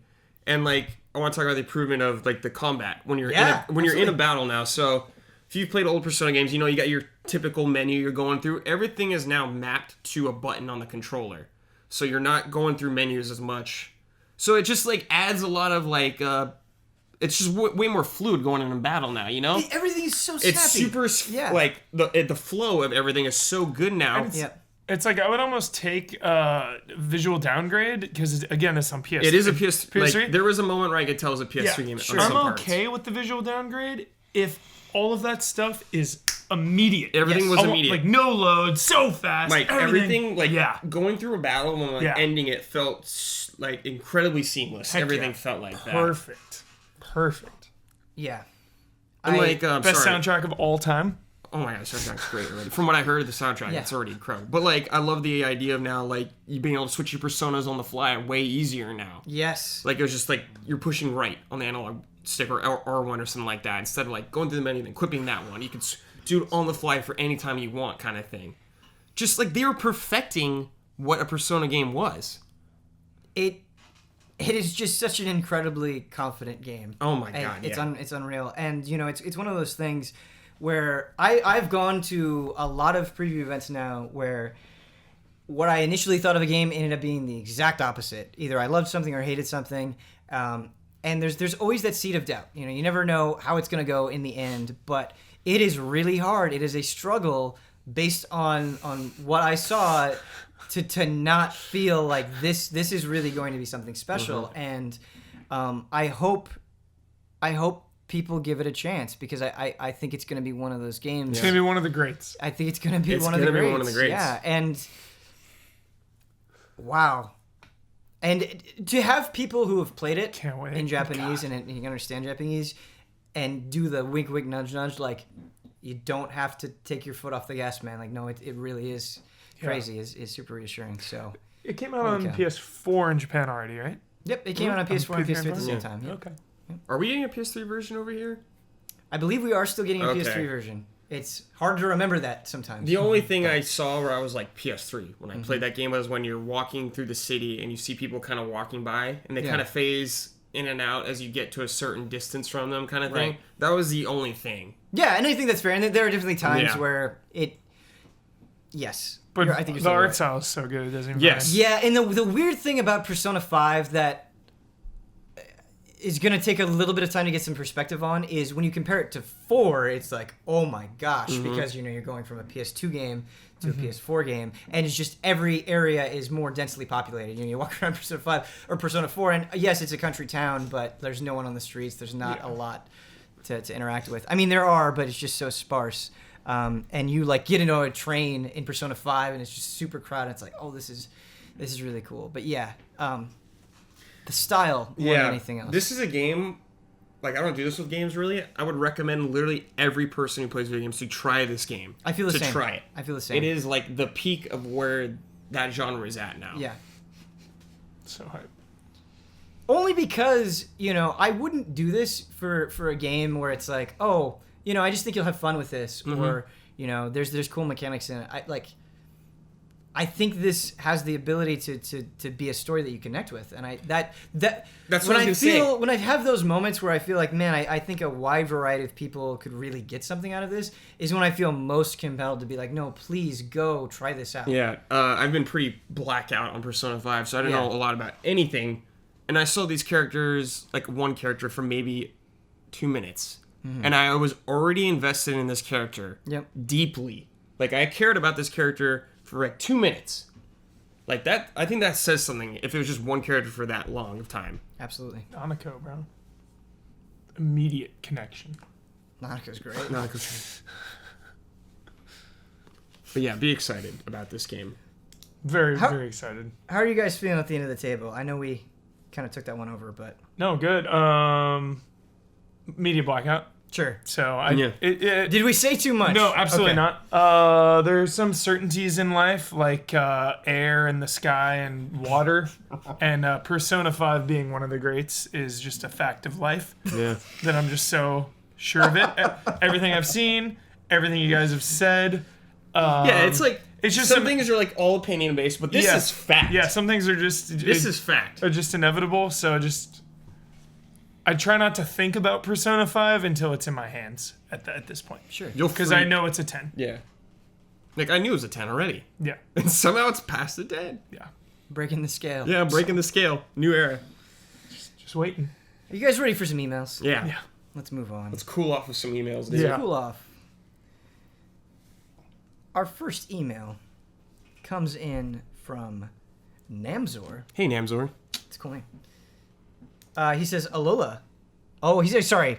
Alola is Pokemon. He actually says Aloha here. Aha. First off, I would like to thank the Easy Allies for changing my opinion on Pokemon. Ben started it by including Sun and Moon in the last frame trap, where the panel's discussion got me interested since it had a tropical Hawaiian setting. That led me to Brandon Plays Pokemon, great show by the way, where Kyle and Brendan gave me an excellent primer on the series, including their screening of Origins. That's an anime series.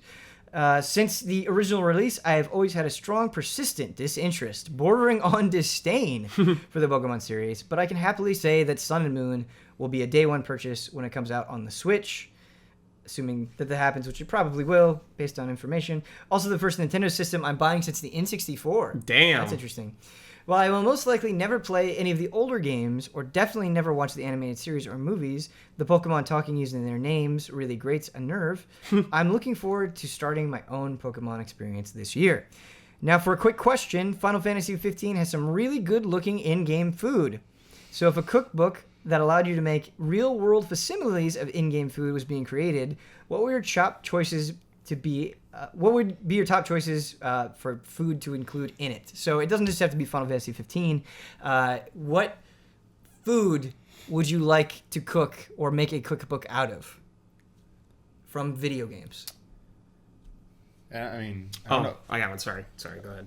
I don't know personally, but someone already does. There's a ton of food because there's a culinary class in Final Fantasy 14. Yeah. So there's a shit ton of food in there. Yeah. Someone actually has gone through and not only like made all of them, like done videos and like done like photos of the final thing, but done the recipes for them and like made a whole website dedicated. And it was just like, holy crap, some of that stuff looks like really, really good. Mm-hmm. So now it makes me think about it makes me think about like what other games are out there, because that one just like I just see the name sometimes like, oh, I'm just consuming it to get a buff, and then you look at it like made out, it's like that looks pretty good, but no one makes that in the real world or something. I was like, damn, makes me think. All right, Brad, what was yours? Oh, well, one real one jokey kind of one. Real one would be Dragon Quest. Yes. Anything from Dragon Quest, man. Yes. I'm sure these actually already exist. Yeah, but they have like but like a cookbook or something like that, theme around it. Definitely. And like bound in the style of Dragon Quest. Oh my god, yeah. Second one would be Dark Souls, and it's just Estus, and that's it. Just how to make stuff out of Estus. Estus soup. What would be the prime ingredient in making Estus? We gotta ask Miyazaki, dude. Okay. I guess it'd technically be bonfire. What's going on here? Yeah. Miyazaki, what did you mean here? Over a beer. Yeah. What do you mean by that, Miyazaki? How would you prepare this food? How would you cook this? Try this. Breath of the Wild. Ooh. Ooh. Yeah. Curveball there. I like that. What you've seen so far has already made you decide I want to eat. Makes me hungry. Yeah. Yeah. Very cool.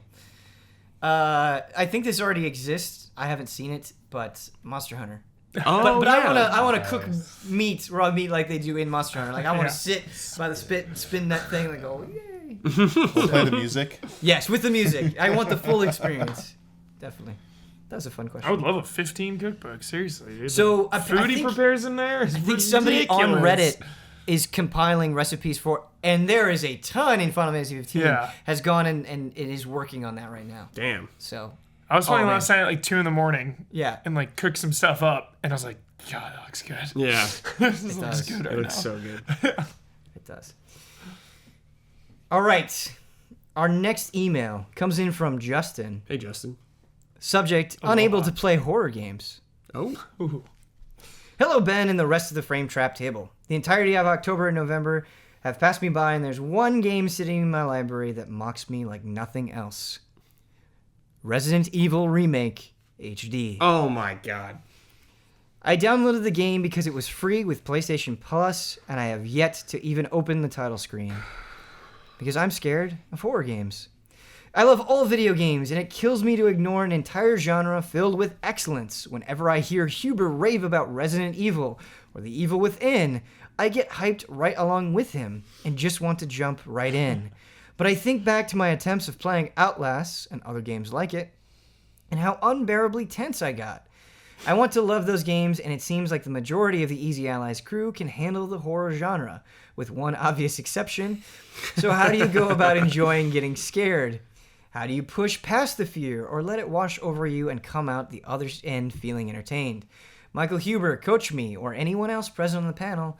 I want to take Resident Evil down. No, I think Mike should handle this whole thing. Sometimes you just can't force it, honestly. Yeah. As unfortunate as it is, like it's the same as people that get motion sick with VR. Like, not true. Maybe you're not going to be able to play VR. You know, there are people that cannot handle horror. Mm-hmm. It frightens them to death. Like my grandma, she sees anything sketchy, she's having nightmares. She's staying up all night. Like, so. How is she related to you? I know. My mom's side. Oh, okay. Yeah. I'm gonna counter this because I used to be way more scared of stuff. Sure.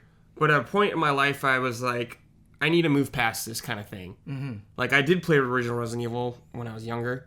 Too scared to, like, even get past the dog part. Then I was like, I'm going to keep going through this and move forward. Mm-hmm. And I did. and it opened up a whole new world for me of like content to look at, or video games, movies, whatever. Something I never usually would have done. I used to be a fraidy cat when I was younger too. Like Castlevania scared me when I was a little kid. Sure, but you got there. But I moved past it. I still am intimately connected to many people who, despite taking the plunge and watching a horror movie against their better interest, knowing that they cannot handle horror, regret it every time and lose sleep over it. Sure. So I'm just saying you can move past it. Some people can't. I had an idea, and I don't know if it's true, but do you think maybe playing something that isn't as intense on the pure horror might be a little bit better? And I'm not trying to make a comment on the quality of these games, but like, for example, I don't find Resident Evil 4 or 5 super scary, but there's enough of that horror element that maybe it's a good lead in to kind of maybe the more intense stuff. Start there, play in the daytime even, maybe open some windows, get Can't a believe little I light. had, I mean, you said You can be like Kyle, listen to a podcast when you're playing if you're scared. Kyle, great example. Bloodborne was a little too intense for him, so he just played with a podcast, played with the lights on. But again, this problem sounds very, very serious. I think, some things unfortunately cannot be forced. Especially if you've given a shot, especially if you've tried Outlast and you just couldn't get through. Like, I think Outlast is way more intense than Resident Evil. Outlast is like at the top of the scale. You started like way high up. You're cranking it to 11 with that one.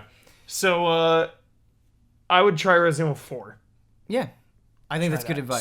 Start small and build your way up. I do agree that you can't force certain things. Like I'm never playing Deadly Creatures. It's not happening. It's just not gonna happen. Yeah. Hey, you get through the spider parts in Resident Evil though. You did it. I mean, you do it. You scream, but you do it. I get like another scar on my soul each time I have to endure it. Damiani, do you have any advice for Justin? I mean, the only thing I could say is if you have the ability to play with somebody else and there's a co-op game for one of these. Very good idea. I don't want to, like, RE5 like is not the greatest Resident Evil and might leave a bad, even if you get over that hurdle, that might leave a bad impression in your mouth and might not want you to get into the other ones. I love 5. But I enjoyed 5's co-op. There are other games horror games you can play co-op and play, as Huber said, try playing in the day, play it with a friend. That way, there's someone there with you, and if any part gets too intense, they can take over. That might be a good way to experience something of it. It might not get you over the hump either, because eventually you have to go back and play like Resident Evil. But even if you have a friend there, you're the one who would have to be like playing it. Otherwise, you're just watching them play it. So try that. That I think that's a good baby step towards getting that, and go from there. And if that doesn't work, then don't go anything beyond that. Sometimes things aren't as bad as you think. I'm gonna reference back to the old Doug episode from back in the day, where Doug saw a scary movie and he got freaked out and he tried seeing it multiple times. But in one session he saw it, he was able to go through it. He like saw the back of his zipper. Faced his fears. He faced his fears. He saw like the back of his zipper on a monster suit. Then he started having a good time and he made it through that. I mean, totally, like, some people can't move past things, but some can. And it's up to you to find out if you can. Can I just say, what a wonderful show Doug was. Like, Patty Mayonnaise. Roger Klotz. Hey, funny. Well. We need more Skeeter. Quality Doug. Duh. We only answered 2 questions today for Frame Trap, but we're kind of running long already, so I think that's going to do it. First day on emails. Let's do one more. Whoa! Bring the reins. Let's do one more. All right. Okay. All right. I like it. This train doesn't stop. Nope. All right. Comes from Zach. He says, "Hi, allies." Hey, Zach. I think it's time for a genre discussion. This one should be fun with the release of Final Fantasy 15. Genres can be tough to define, but I think there is one genre where arguments on definition are both exceedingly common and downright ferocious. I am, of course, talking about the RPG. Ah, yes. I thought Ben's podcast would be the perfect place to talk about this. We live in a time where most games have what we call RPG elements. We have a whole slew of RPG subgenres: Japanese role-playing games, Western role-playing games, computer role-playing games, action RPGs, etc. Where does the line between RPG and another genre begin? Where does one draw the lines between the different RPG subgenres? These are the questions I propose to the panel, knowing that a consensus will never be reached. Yep. Respect. I've given up on genres. Yeah. Video games are video games to me. They all offer something different. And that's... Yeah. So a lot of people, we get messages, and a lot of people are like, I like, shooters, or I like RPGs. And they kind of, they're curating their own tastes. And I get that. And I get that there are people out there that aren't 24/7 video games like we are.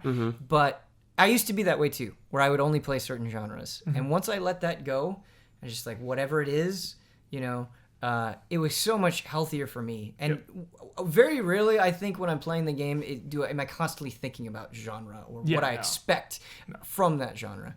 So I do feel like we're making a cop-out here, but that is... The genre comes second to me. I see the game, right? Whatever it is, if I'm interested or not, cool. Yep. If I am, then it's like, okay, this is a so-and-so. Like, it's never like, what genre is this before anything? No, that I don't think like that. Totally. I'm with you 100%. Yeah, RPG is just tough because it's been like bled into so many other genres. Things from RPGs, now. It's like if it has one RPG element, is it an RPG now or something like that? Yeah, I mean, I personally think you just go by what the game displays the most of. Like, it's very hard to say a game is only this. Yes. But I do feel like for the purpose of helping people filter through their preferences, you can say this game is largely like this with other elements and stuff. I think that's the best we can do anymore. Like, it's really hard to just say like this is only an RPG because it has these things, and it'd be like, this game is mostly like, if you're looking for an RPG type experience, this game will probably scratch that itch because it focuses a large part on that, but it also has these other elements, so you wouldn't just call it an RPG, but this is probably the biggest part of the game, is it feels like an RPG, or this feels like a strategy RPG or something. I mean, yeah, it gets a little ridiculous sometimes getting into like the argument of what actually Captain constitutes Toad. what or what. No, not right now. Well, we already have the answer for that. I mean, I think the further back in time you go to the older games, the easier it is to dump them into those things, and it made sense then. But there was a transition point that happened like during the PS2, GameCube, Xbox era, I think. And once we hit 360, PS3, Wii era, it was just like, most people, you hear a lot of critics starting to say like the use of genres is getting really annoying. Like Dead Rising. Is Dead Rising an RPG? Is it an adventure game? Is it a survival horror? Is it an action Is game? it an action game? Yeah. It's like, what is Dead Rising? What is Nier? Yeah, like go through Steam Store right now and tick like RPG. See how many games you see on that list that you probably wouldn't call an RPG or something, but it has RPG elements. Like that's where we are now. Like and that's how most people are trying to categorize this stuff. It's just not very black and white anymore, and it will never go back to that way. Damian was a good answer. I like that a lot. Guys, boy, do I feel full right now. Yeah, I'm Haven't stuffed. had any food today. Don't need to eat. Probably won't need to eat for 3 more days. Sounds like some JRPGs. Don't you? Don't you? That's actually like, that's always the secret goal of Frame Trap, is that we just get... Yeah. No, I'm joking. I know we talked a lot about Final Fantasy 15. This is a special episode of Frame Trap. The next one will go back to the usual stuff. There'll be more diversity, but I hope you enjoyed. I certainly had a good time. We laughed, we talked, we yelled, we got skilled. If you want more of us, please go to easyallies.com. There you can find links to our Patreon, our YouTube, our Twitch, all of that good stuff. We've been, doing a lot of things. I'm very happy with that. Happy to say that. And always looking to do more. Appreciate your feedback. Until next time.